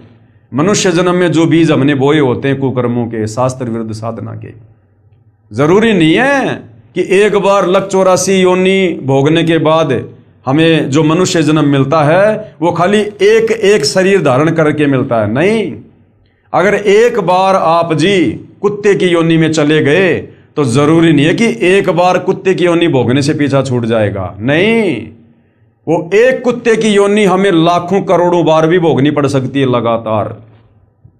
और करोड़ों बार जब एक ही कुत्ते की योनि भोग लेंगे, इतने कष्ट भोग लेंगे, उसके बाद फिर दूसरी योनि में डालेगा काल। जिस प्रकार हमने जैन धर्म के 24वें तीर्थकर महावीर स्वामी का जीवन पढ़ा, 20 करोड़ बार बिल्ली, 20 करोड़ बार कुत्ता, फलाना दिखना लगातार। क्योंकि परमात्मा का विधान है, शराब पीवे कड़वा पानी, 70 जन्म कुत्ते के जानी। जो व्यक्ति एक बार शराब पीता है, एक घूंट यानी एक कप जो शराब पीता है, उसका क्या फल है? 70 बार लगातार उसको कुत्ते के जन्म मिलेंगे। तो सोचिए पूरे जीवन में वो व्यक्ति कितनी शराब पिएगा। अब उस हिसाब से लगा लो भाई और बहनों, एक दिन शराब पीने से 70 जन्म कुत्ते के। और उस व्यक्ति की 100 साल की उम्र है और 100 साल में यदि उसने 60 साल दारू पी है रोजाना, तो भाई और बहनों आइडिया लगा लो, लाखों जन्म कुत्ते के भोगने पड़ेंगे, लाखों जन्म लगातार। तो इस प्रकार से ये काल हमारी दुर्गति करता है। फिर गधे की योनि में डाल देगा। और फिर हमने इतने कुकर्म किए होते हैं मनुष्य योनि में, पर दोबारा स्त्री का खोले, 70 जन्म अंधा हो डोले। दूसरी स्त्री के साथ में हमने कुकर्म किए होते हैं, उनकी सजा परमात्मा के विधान अनुसार। गधे की योनि मिल गई, ऊपर से मनुष्य जन्म वाले कुकर्म के चलते हमें अंधे गधे का जीवन दे दिया काल ने। एक तो गधा और ऊपर से अंधा। अब सोचो उस जीव की क्या दुर्गति होगी भाई और बहनों, क्या दुर्गति होगी। अपने ऊपर लेकर देखो, जैसे मैं अंधा गधा, अब सोचो क्या बीतेगा। आज तो हमारे माता पिता, भाई बहन, रिश्तेदार, यार दोस्त हमारी टेक केयर कर लेते हैं। कोई अंधा हो जाता है, कोई लूला लंगड़ा हो जाता है, कोई बीमार हो जाता है, उसका कौन रिश्तेदार, उसका कौन मेडिकल में उसको चेकअप करवाएगा। लोग देखते भी नहीं उस तरफ। सुखदेव ऋषि ने बताई अपनी आत्म कथा एक बार। परमात्मा कहते हैं सुखदेव ने 84 भुगती बना पजावे खरवो, पजावे पर ईंटों के भट्ठों पर वो गधा बना। और सुखदेव ने बताया कि मेरे मालिक ने मेरे से दिन रात काम लिया कमर तोड़, और मुझे खाना भी नहीं देता था पेट भर, जिस कारण से मैं कमजोर हो गया और मेरी कमर टूट गई और मैं अंधा हो गया। और चलते चलते चलते चलते एक ऐसी जगह पर गया, एक नाला था सकड़ा सा, मैं अंधा था, कमजोर था, मैं उस नाले में गिर गया और वहीं मैं अटक गया। अब लोगों को पता कि गधा नाले में अटका हुआ है, लेकिन लोगों ने मुझे बाहर निकालने के बजाय मेरे ऊपर पैर रखकर नाला पार करना शुरू कर दिया। और इस प्रकार कई दिनों तक भूखा प्यासा रहकर वो सुखदेव, जब उसकी दिव्य दृष्टि खुली, तब कह रहा है कि मैं ऐसे दुर्गति से मरा। सुखदेव जैसा ऋषि, वेद व्यास का बेटा, जिसने राजा परीक्षित को स्वर्ग से आकर 7 दिन तक भागवत की कथा सुनाई थी, उस सुखदेव ऋषि का जीव भी ऐसी यातना भोगने पर विवश हुआ, तत्वदर्शी संत के अभाव में, शास्त्र विरुद्ध साधना को करने के चलते। तो भाई और बहनों, आप और हमारी क्या हालत होगी, क्या दशा होगी। तो आज आप और हमें वो सु अवसर प्राप्त हुआ है जो अभी तक सुखदेव ऋषि को भी प्राप्त नहीं हुआ। इसलिए भाई और बहनों, इस सु अवसर को मनुष्य जन्म प्राप्त करके यदि किसी ने गवा दिया, खो दिया, फिर हम अनंत युगों के लिए, क्योंकि परमात्मा फिर हमसे बहुत नाराज होगा। ऐसा मौका परमात्मा खुद आए हैं हमारे आत्म कल्याण के लिए, जो भगवान ढूंढने से नहीं मिलता। आज वो परमात्मा खुद चलकर आया है हमें भक्ति देने के लिए, क्योंकि ये भक्ति युग है। और इस समय यदि हमने उनके रहम को ठुकरा दिया तो फिर परमात्मा हमसे बहुत नाराज होगा, और ऐसे जीवों को फिर परमात्मा कई हजारों युगों तक वापस नहीं संभालता है। तो भाई और बहनों, ये ऐसा शास्त्र प्रमाणित ज्ञान है कि आज तक हमारे धर्म के चारों शंकराचार्यों ने दिया। अरे वो शंकराचार्य तो संस्कृत के प्रकांड ज्ञाता हैं, फिर भी आप उनका एक भी सत्संग दिखा दीजिए जिसमें ऐसा निर्णायक ज्ञान जो सतगुरु रामपाल जी परमेश्वर जी ने दिया है। यदि हमारे शंकराचार्यों ने दिया हो तो बता दो। यदि गीता अध्याय 15 श्लोक नंबर 1 से 4 के अनुसार उल्टे लटके हुए संसार रूपी पेड़ की व्याख्या यदि चारों शंकराचार्य ने की हो तो बता दो। गीता अध्याय 4 श्लोक 34 के अनुसार यदि वो तत्वदर्शी संत चारों शंकराचार्यों में से कोई हो तो बता दो। उन चारों शंकराचार्यों को तो चारों वेदों का भी ज्ञान नहीं। शंकराचार्यों की 4 पीठ हैं भारत देश के चारों कोणों में, और एक एक वेद को लेकर बैठे हैं, एक एक वेद को। तो भाई और बहनों, सौभाग्य हमारा कि स्वयं कबीर परमेश्वर जी के अलावा धरती पर प्रकट होकर इस तत्व ज्ञान को, इन धर्म शास्त्रों को, ना केवल हिंदू धर्म के, सर्व धर्मों के धर्म शास्त्रों को इस प्रकार से जैसे पहली कक्षा के बच्चे को समझाया जाता है उंगली रख रख के, सतगुरु रामपाल जी के अलावा, इस कबीर परमेश्वर के अलावा कोई समझा नहीं सकता। तो भाई और बहनों, ऐसा रहम हुआ है पूज्य गुरुदेव भगवान का, परमेश्वर का, विशेष रजा, विशेष दया। लोग कहते हैं भगवान निराकार, भगवान निराकार। अरे भगवान साकार, चारों वेद चिल्ला रहे, गीता जी गवाही दे रही, बाइबल गवाही दे रही, कुरान शरीफ गवाही दे रही, गुरु ग्रंथ साहिब चिल्ला रहा कि परमात्मा साकार है, दिखाई देता है, धरती पर आता है, मनुष्य के जैसा है, उसी ने हमें पैदा किया है, अपने रूप में पैदा किया है। और फिर भी ये शास्त्रों को पढ़ने वाले नहीं समझ पाए और परमात्मा को निराकार निराकार कह के आप और हमें शास्त्र विरुद्ध साधना पर लगा दिया। तो भाई और बहनों, मौका है, हम तो केवल प्रार्थना कर सकते हैं, विनती कर सकते हैं, क्योंकि आप लोगों को समझाने से हमारी तो सेवा बन रही है।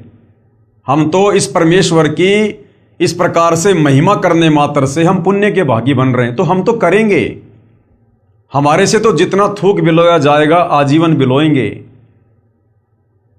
क्योंकि दही से मक्खन निकले ना निकले, लेकिन जो थूक हम बिलो रहे हैं सतगुरु की महिमा करके, इससे जरूर वो मक्खन निकलेगा। कहने का मतलब है हमारी सेवा बनेगी और हम अवश्य मोक्ष को प्राप्त होंगे। वो भक्ति रूपी मक्खन निकलेगा, भक्ति रूपी मक्खन। तो हमारी तो सेवा है, हमारा ये परम धर्म है, हमारा कर्तव्य है आप जियों के प्रति भी और सतगुरु रामपाल जी के शिष्य होने के नाते उनके प्रति भी, कि गुरु ने जो सतज्ञान दिया है उस ज्ञान को उनकी आत्माओं तक, जन जन तक पहुंचाना उनके भक्तों का कर्तव्य है। तो हम तो आपके प्रति भी अपनी जिम्मेदारी निभा रहे हैं, गुरु के प्रति भी अपनी जिम्मेदारी निभा रहे हैं, तो हम तो भाई पुण्य के भागी हो रहे हैं। परमात्मा कहते हैं हरि सेवा युग चार है और गुरु सेवा पल एक, भाई तासु पटंतर ना तुले संतन किया विवेक।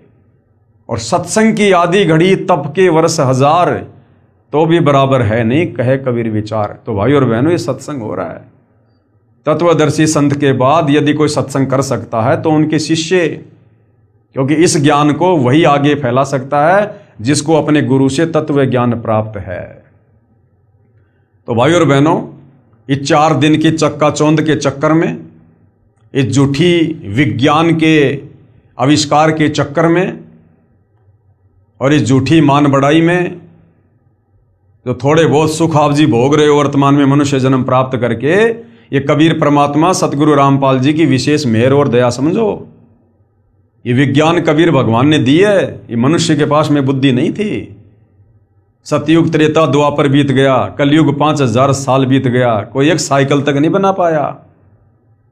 ये तुम्हारे श्री राम, श्री कृष्ण, महात्मा बुद्ध, ईसाइयों के मसीहा जो हैं ईसा मसीह जी, मुसलमानों का जो पैगंबर था, रसूल था हजरत मोहम्मद, ये अपने लिए गर्मियों के समय पंखा भी नहीं बना पाए।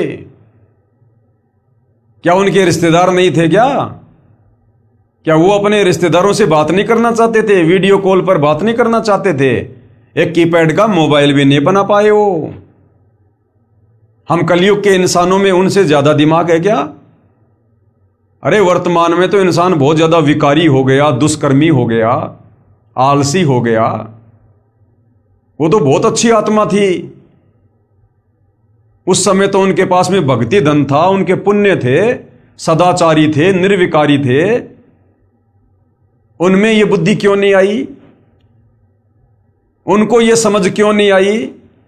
ये मटेरियल जो आज जमीन खोद खोद के वैज्ञानिकों ने ये उपकरण बनाए हैं, ये जमीन, वो खाने, वो मटेरियल उस समय भी जमीन में था। वो क्यों नहीं लगा पाए फैक्ट्री? वो क्यों नहीं बना पाए वैज्ञानिक वो उपकरण है? तो भाई और बहनों, ये रहम किया है कबीर भगवान सतगुरु रामपाल जी ने इस कलयुग की पिछली पीढ़ी में आप और हमें अध्यात्म से परिचित करवाने के लिए। ये भक्ति मार्ग में सहयोगी हैं जितने भी उपकरण हैं, ये विज्ञान, ये भक्ति मार्ग में सहयोग के लिए बनाई पर भगवान ने, ताकि हमारा समय बचे, हम फटाफट अपने काम कर सकें। पहले रिश्तेदारी में कोई समाचार देने के लिए जाना पड़ता था, दूर दूर रिश्तेदारियां होती थी, 2 दिन लग गए, 3 दिन लग गए। आज तुरंत मोबाइल से बात करो, 1 मिनट में समाचार दो, मोबाइल साइड में रखो और बैठ के भगवान का भजन करो, अपनी आरती करो। खेतों में काम करते थे, कितना समय लगता था पहले। आज ट्रैक्टरों से काम होता है, मशीनों से होती है कटाई।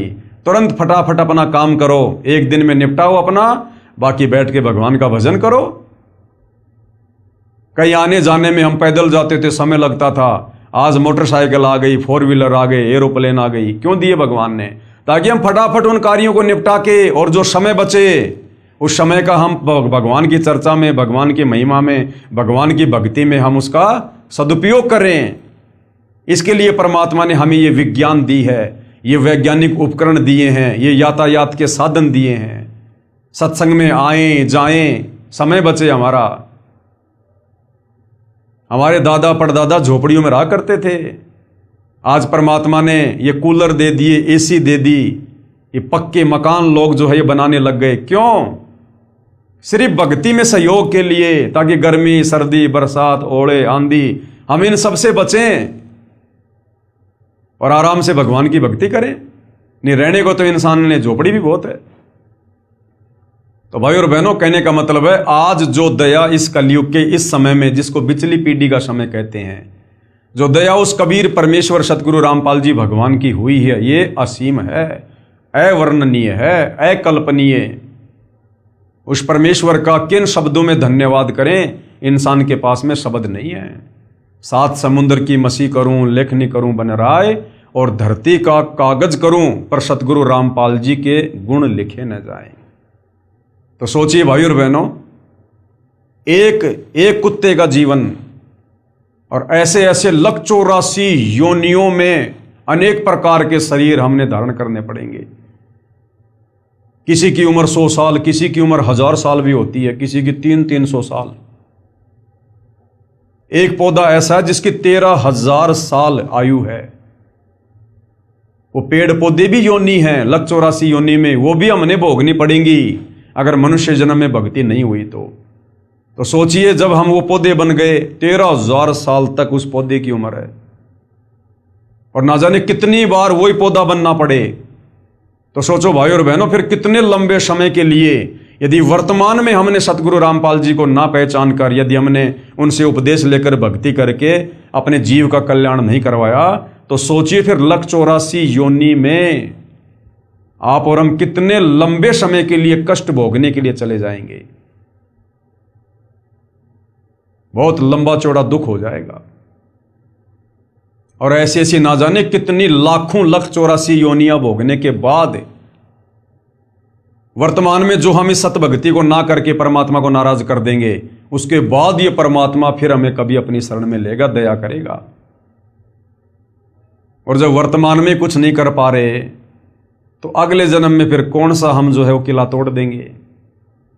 तो भाई और बहनों, आज है वो मौका, लोहा गर्म है, आज मार दो चोट, यदि मारी जाए तो ऐसा सुअवसर फिर नहीं मिलेगा जिंदगी में।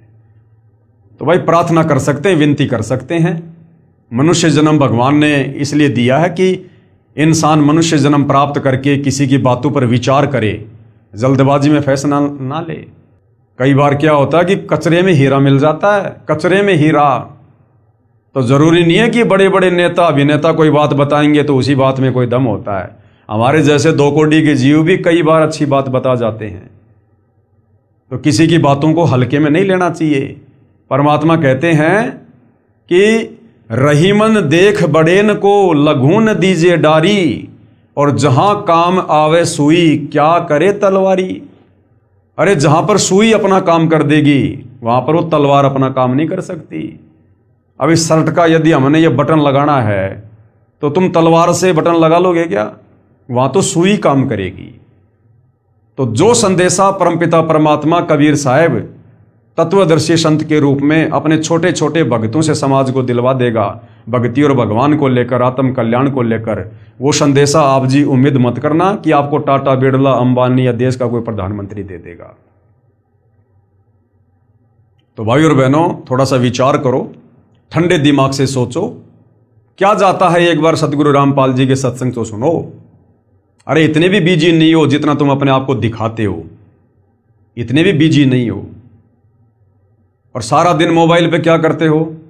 आप देखते हैं ना, आम आदमी को जब भी समय मिलता है तुरंत मोबाइल उठा लेंगे, और मोबाइल में क्या देखेंगे? रील देखेंगे, शॉर्ट वीडियो देखेंगे, और फालतू के धारावाहिक देखेंगे, फिल्मी गाने सुनेंगे। क्या मिलेगा उससे? कुछ नहीं मिलेगा, समय की बर्बादी के अलावा। मन खराब होगा वो अलग। तो उसी मोबाइल से यदि यूट्यूब पर जाकर सतगुरु रामपाल जी के नाम से सत्संग सर्च किए जाएं, तो भाई और बहनों, तत्वदर्शी संत की आवाज यदि जीव के कानों में पड़ती है, उससे भी हमारी भक्ति बननी शुरू हो जाती है, हमारे संस्कार बनने शुरू हो जाते हैं, हमारे पुण्य जमा होने शुरू हो जाते हैं। तत्वदर्शी संत की यदि आवाज भी हमारे कानों में पड़ना शुरू हो जाती है, तो धीरे धीरे धीरे धीरे भाई और बहनों, किसी के विचार जब तक नहीं सुनेंगे, हम कैसे समझेंगे कि वो हमें क्या समझाना चाहता है, उनके पास में क्या अनमोल वस्तु है। तो थोड़ा बहुत समय निकाल के सतगुरु रामपाल जी के सत्संग भी यूट्यूब पर सुनिएगा, ये मोबाइल परमात्मा ने बकवाद के लिए नहीं दिए। अगर इन मोबाइलों में बकवाद करोगे तो अब वो समय भी आ चुका है, इन मोबाइलों में आग लग जाएगी, साथ में तुम्हारे कान भी फटेंगे।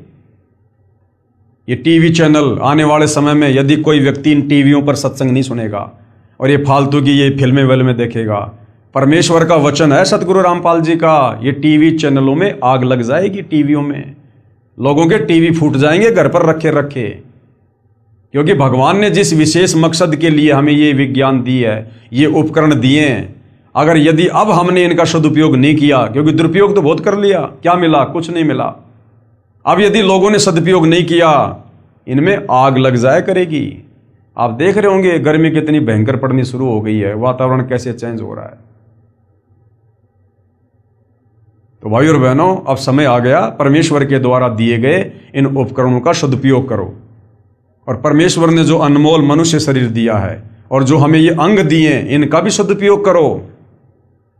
ये आंख परमात्मा ने क्यों दी है? उस परमेश्वर के दीदार के लिए।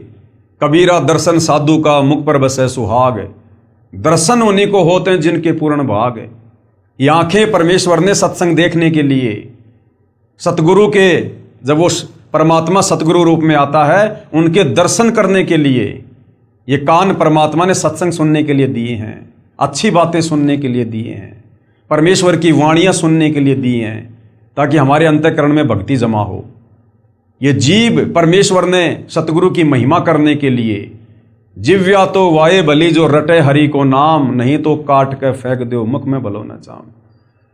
अगर मनुष्य जन्म प्राप्त करके इस जिव्या से यदि हमने सतगुरु का गुणगान नहीं किया, सतगुरु की महिमा नहीं की, यदि हमने सतगुरु का ज्ञान प्रचार नहीं किया, सतगुरु के द्वारा दिए गए मंत्रों का जाप नहीं किया, तो अगले जन्म में परमात्मा जीव छीन लेगा।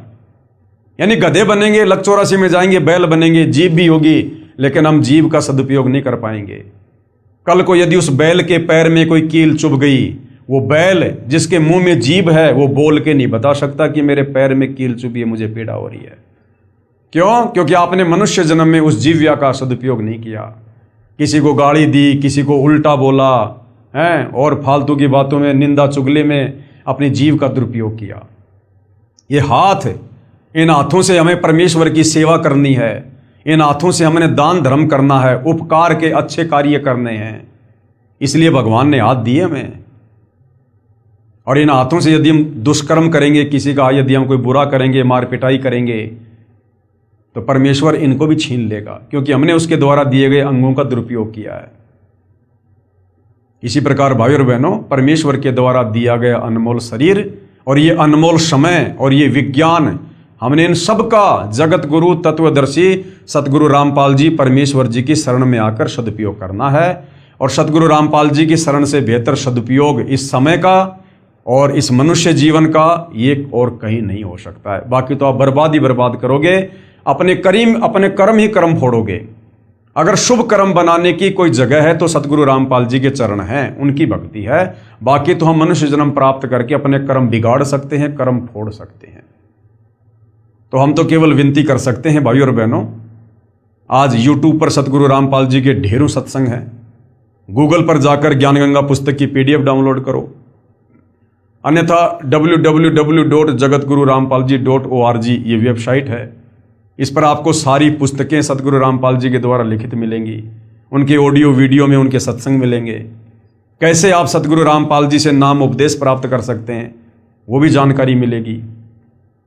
और नाम उपदेश प्राप्त करने के बाद जब हम मर्यादा में रहकर उनके द्वारा बताई गई भक्ति करेंगे, तो जो कार्य हमारे आज इतनी मेहनत करते करते बैल और गधे की तरह दिन रात मार्केट में भागते भागते भी सफल नहीं हो रहे, वही कार्य हमारे आधे समय में सफल होंगे, बिना किसी भागदौड़ के, बिना किसी टेंशन के। क्योंकि भक्ति करने से हमारे पुण्य बनेंगे और पाप और पुण्य से सृष्टि चलती है।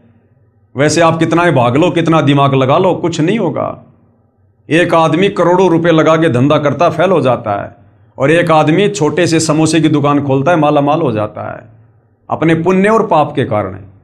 तो वर्तमान में कलयुग है, हमारे जो पुण्य थे हमने 3 युगों में खा लिए, खर्च कर लिए, मौज मस्ती करके, राजा महाराजा के जीवन प्राप्त करके। अब है कलयुग, चौथा युग। अब बच गए पाप कर्म। अब पाप कर्म से दुख संकट परेशानी आती हैं। मेहनत करते करते घर का खर्चा नहीं चलता। आदमी फिर क्या करता है, गलत रास्ते अपनाता है, चोरी जारी ठगी मिलावट रिश्वतखोरी, और ज्यादा कर्म बिगड़ने शुरू हो जाते हैं। घर में पैसा तो आता दिखाई देता है, लेकिन हमारे कर्म कितने बिगड़ रहे हैं। और जब उन कर्मों का दंड भोगने का समय आएगा, फिर रोएंगे ऊपर मुंह करके, हे भगवान मैंने क्या कर दिया। तो भाई और बहनों, आज इतना अच्छा मौका है, जो कार्य आज आप 18-18 घंटे करके ओवर टाइम करके और फिर भी आप इतना मेहनताना प्राप्त नहीं कर पा रहे, सतगुरु रामपाल जी की शरण में आने के बाद आपको ओवर टाइम भी करने की जरूरत नहीं पड़ेगी। उस परमेश्वर की शक्ति से, समर्थता से आप और हमारे कार्य चुटकियों में सिद्ध होंगे। चुटकियों में आंखों में आंसू भर भर के रोया करेंगे, परमात्मा पहले सद्बुद्धि क्यों नहीं आई, पहले क्यों गधे और बैल की तरह भाग रहा था अज्ञानता में। क्योंकि फिर भगवान भगत को भक्ति के लिए समय भी देगा और भगत के विश्वास के लिए उसके कार्य भी सिद्ध करेगा अपनी तरफ से, अपनी समर्थता से। और कैसे कार्य होंगे, सतगुरु रामपाल जी कहते हैं, जैसे पहले हम इन पशुओं को चारा खिलाने के लिए और हाथ का जो गंडासा होता था उससे वो चारा काटा करते थे हम। कितना समय लगता था, 2-3 घंटे, तब जाकर 1 या 2 पशुओं के लिए 2 छाबड़ी 1 छाबड़ी चारा होता था। और आज लाइट आ गई, जिसने लाइट का कनेक्शन ले लिया, घर में मोटर लगा ली और चारा काटने वाली मशीन लगा ली, आज वो 1 घंटे में पूरे गांव के पशुओं के लिए चारा काट सकता है। तो पावर का उसने कनेक्शन ले लिया, जिस कारण से अब वो इतने कम समय में इतना लाभ प्राप्त कर रहा है। तो जब तक हम सतगुरु रामपाल जी के शरण में नहीं आते हैं, तब तक समझो हम जो भी मेहनत कर रहे हैं ना, हम हाथ के गंडासे से सारा काम कर रहे हैं। और जिस दिन सतगुरु रामपाल जी की शरण में आ जाएंगे, मर्यादा में रहकर भक्ति करेंगे, उसके बाद फिर भाई और बहनों, हमारे काम जो हमारे से नहीं हो रहे थे, इतनी मेहनत से नहीं हो रहे थे, अब वो सतगुरु रामपाल जी की शक्ति से, उनकी समर्थता से होंगे। और कैसे होंगे, ये परमेश्वर का काम है। आप और हम 2 कोटि के जीव हैं, बस हम तो केवल देखते रह जाएंगे। परमात्मा इतने सुख देगा, हमारी बुराइयां छूट जाएंगी। आज हम जो कमा रहे हैं उसका आधे से ज्यादा धन हम व्यर्थ की परंपराओं में, इन कुरीतियों में बर्बाद कर देते हैं, तीज त्योहार में बर्बाद कर देते हैं, लेन देन में, शादी विवाह भात चूचक सिंधारा कोथड़ी, इनमें बर्बाद कर देते हैं। ऊपर से बीड़ी सिगरेट का नशा, मांस खाना, जुआ खेलना, ये सट्टे लगाना, इनमें बर्बाद कर देते हैं। तो सतगुरु रामपाल जी के सत्संग सुनने के बाद, उपदेश लेने के बाद, ये सारी तो बुराइयां छूट जाएंगी। ना हम कोई नशा करेंगे, ना मांस आहार करेंगे, ना ये फालतू के होली दिवाली त्योहार मनाएंगे, और ना फालतू के ये परंपरा के तहत ब्याह शादी में इतना खर्चा, इतना पाखंड, इतना दिखावा, ना हम ये करेंगे। तो बताओ फिर खर्चा होगा कहाँ? जो कमाएंगे वो भी ज्यादा रहेगा हमारे पास में, खर्च ही नहीं हो पाएगा। और अपने गुरुदेव भगवान को दान धर्म करेंगे, 1 रुपया देंगे, भगवान 1000 देगा रिटर्न समय आने पर। 1000 किसी भगत ने फिर किसी के आगे हाथ फैलाने की जरूरत नहीं पड़ेगी। गुरुदेव कहते हैं, मांगे सो ही बढ़वा कहिए, दर दर फिरे अज्ञानी, और जोगी जोग संपूर्ण जिसका, मांग ना पीवे पानी। तो परमात्मा ऐसे माला माल कर देगा, वरना क्या आवश्यकता है भगवान की भक्ति की? अगर ऐसे ही अगर घसीट घसीट के चलना है सांप की तरह, मेहनत करते करते, फिर क्या आवश्यकता है भगवान की भक्ति की? तो भाई और बहनों, अभी तक हमने भगवान को जाना ही नहीं, हमारे धर्म गुरुओं ने भगवान की पहचान करवाई नहीं। अब सतगुरु रामपाल जी ने आके बताया कि परमात्मा क्या शक्ति है, क्या पावर है, क्या काम करती है। एक बार भगवान की शरण में आकर देखो, उसके बाद देखो कैसे हमारे कार्य होते हैं, कितनी आत्म संतुष्टि मिलेगी, कितना धैर्य होगा, कितने संयमित हो जाएंगे। और जो चिंता हमें सताए जाया करती थी भविष्य को लेकर, आगे को लेकर, वो चिंता समाप्त है।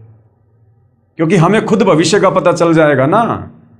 बिना भक्ति के कितना ही दौड़ लो, कितना ही भाग लो, हमारे दौड़ कभी खत्म नहीं हो सकती। हम मर जाएंगे, हमारे कार्य और जिम्मेदारियां पूरी नहीं हो सकती।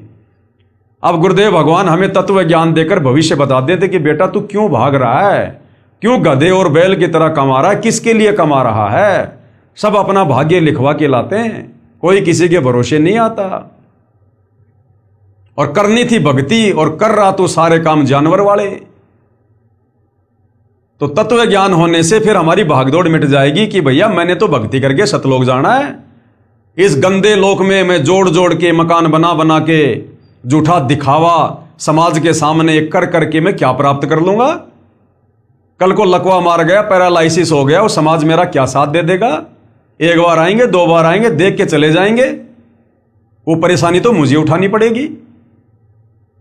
तो फिर इंसान की भागदौड़ मिट जाएगी, उसे अपनी मंजिल का पता चल जाएगा कि तेरी मंजिल गधे और बैल कितना कमा कमा के ये मकान बनाने की नहीं है, बड़े बड़े बिजनेस सेट करने की नहीं है। तेरी मंजिल तो इस काल के जाल से बाहर निकलने की है, और वो होगी सतगुरु रामपाल जी से उपदेश लेकर भक्ति करने से।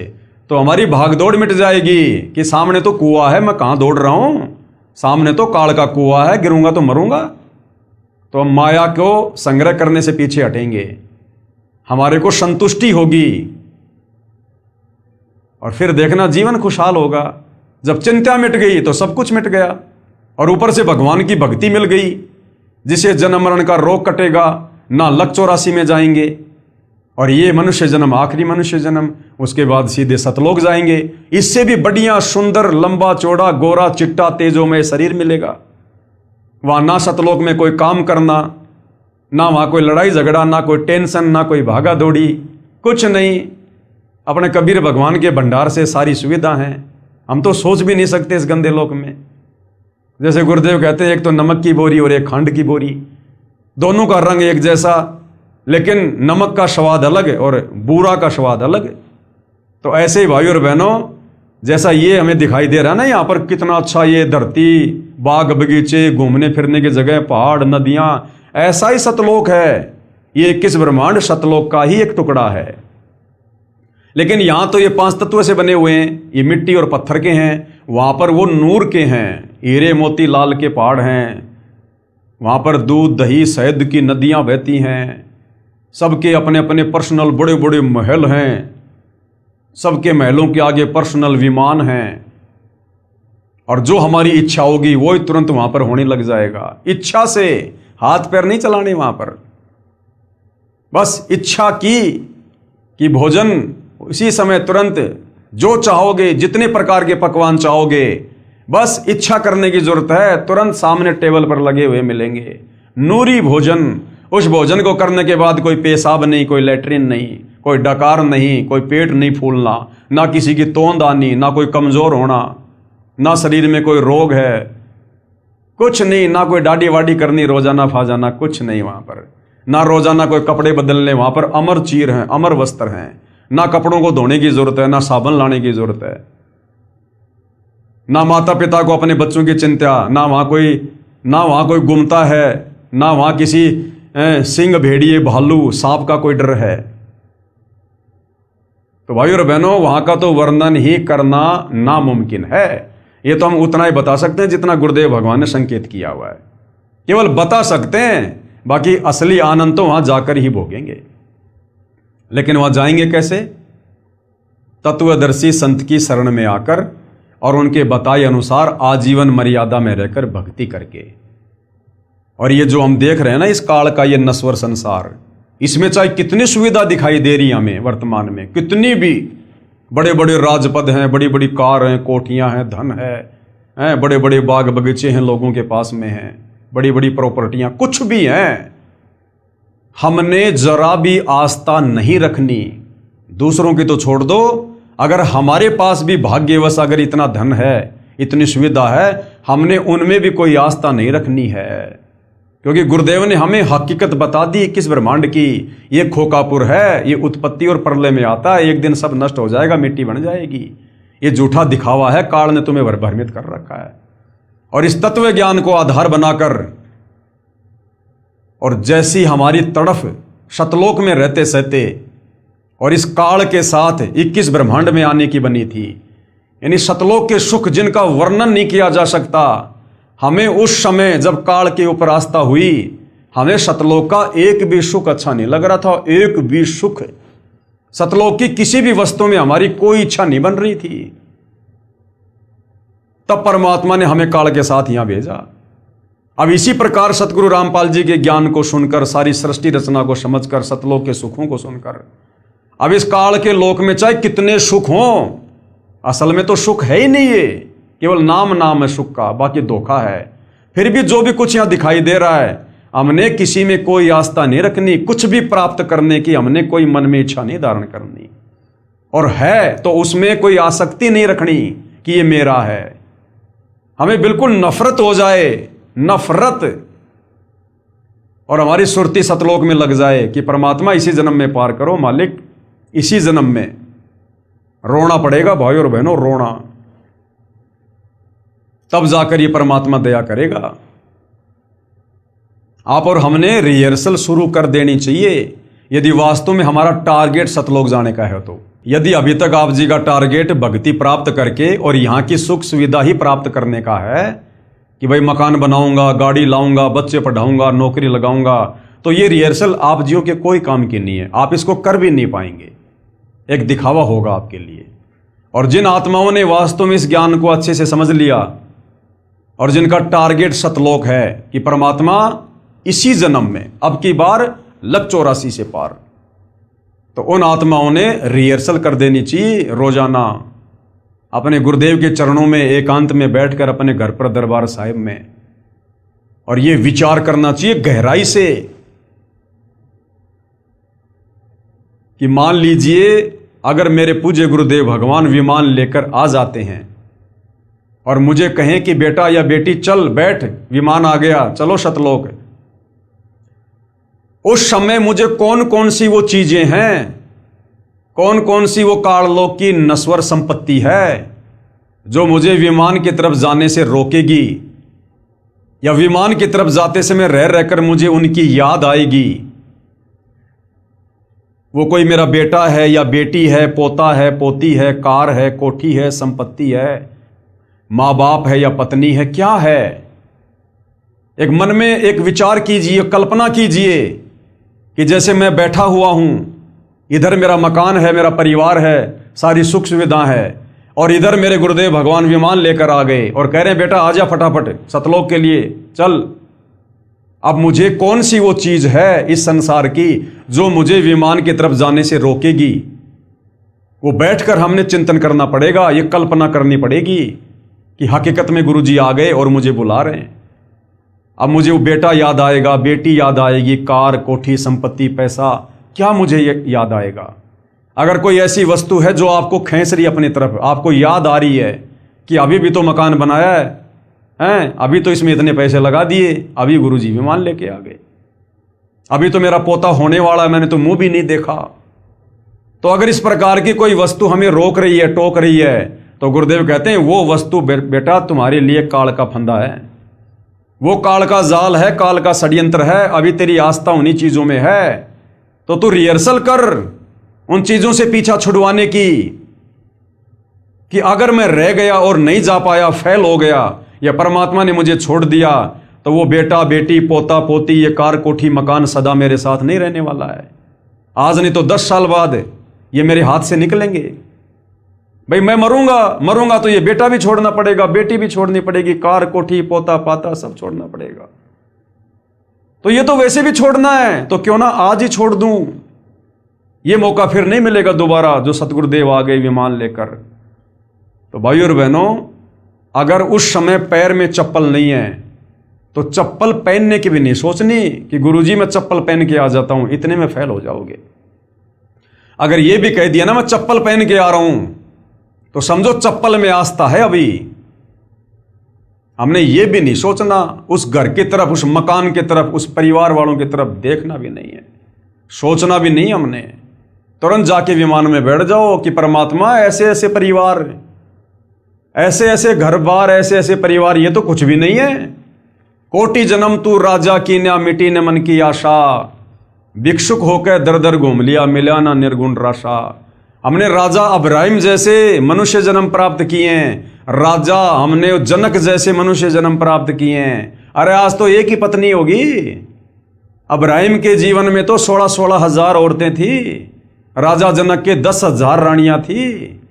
फिर बेटे कितने होंगे, पोता पोती कितने होंगे, और राजा के ठाट बाट कितने होंगे। आज मैं एक मकान के लिए मरूंगा, इन पोता पोतियों के लिए जो मिट्टी के पुतले हैं, कल को ये भी मरेंगे, और ऐसे ऐसे पोता पोती, ऐसे ऐसे बीवी, माता पिता, मकान, मैं अरबों खरबों बार मनुष्य जन्म प्राप्त करके यहीं पर पैदा कर करके यहीं पे छोड़ छोड़ के जा चुका हूं। तो इस एक को छोड़ने में मुझे क्या देरी, क्या दिक्कत है, जब मुझे सदा सदा के लिए मुझे ओरिजिनल पोता पोती, बेटा बेटी, कार कोठी सब कुछ मिलेगा, एक नूर का मिलेगा, तत्व का मिलेगा। तो भाई और बहनों, हमने इस काल के जाल को इस प्रकार से चिंतन करके हमने खुद ही काटना पड़ेगा। नहीं तो अंत समय में यदि इस प्रकार की वृत्ति हमारी, क्योंकि भगवान तो इसी प्रकार से आएंगे लेने के लिए, अचानक से आएंगे कि बेटा आज या विमान तैयार है, और किसी को दिखाई नहीं देगा, हमें दिखाई देगा। और यदि उस समय हमारी आस्था किसी में जरा सी भी रह गई, हम तो रह गए, काम बिगड़ गया। भगवान तो अंदर से देखेगा ना, ऊपर से चाहे तुम कैसा भी दिखावा करो, गुरुजी तो अंदर से देखेंगे कि इसके अंदर क्या चल रहा है, किन चीजों में इसका प्यार, प्रेम, मोह, ममता, आसक्ति है। तो भाई और बहनों, हमने आज से ही गुरुदेव के चरणों में बैठकर इस प्रकार के रिहर्सल शुरू कर देनी चाहिए, तब जाकर हम अंत समय में इस परीक्षा में सफल हो पाएंगे। ये रिहर्सल हमने पहले करनी पड़ेगी। अब कोई पहलवान है, उसने इंटरनेशनल लेवल पर कुश्ती करने जाना है, तो सीधा थोड़ी जाता वो, पहले यहाँ उसको रिहर्सल करवाई जाती है, उसकी देह तुड़वाई जाती है, तब जाकर 2, 4, 5, 10 साल बाद में वो उस लेवल पर खेलने के योग्य बनता है। तो गुरुदेव हमारी यहाँ पर देह तुड़वा रहे हैं, इस स्थूल शरीर में हमारी रिहर्सल करवा रहे हैं। अब गुरुदेव ने तो सब कुछ बता दिया, सब कुछ कह दिया, जो देना था वो दे दिया भाई और बहनों। अब गुरुदेव के पास इससे ज्यादा देने के लिए कुछ भी नहीं है। अगर इससे ज्यादा, वैसे तो भंडार है मालिक के पास में, लेकिन दे दिया तो हमारी बुद्धि उसको स्वीकार नहीं कर पाएगी। हमारा 1 GB का मेमोरी कार्ड है और भगवान की अनंत करोड़ GB का ज्ञान है, तो भगवान उतना डालेगा जितना हम ले सकते हैं, जितना हमारी कैपेसिटी है। तो हमारी कैपेसिटी के अनुसार परमात्मा ने हमें सारा भक्ति का कोर्स दे दिया, हर प्रकार से समझा दिया, बता दिया।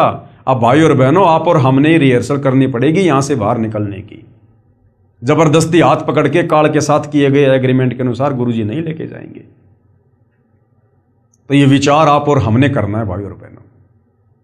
तो बहुत बड़ी दया है, बहुत बड़ी रजा है गुरुदेव भगवान की, जो हम उनके आशीर्वाद से इस घोर, इस कलयुग में अध्यात्म को लेकर इतना चिंतन मनन कर पा रहे हैं।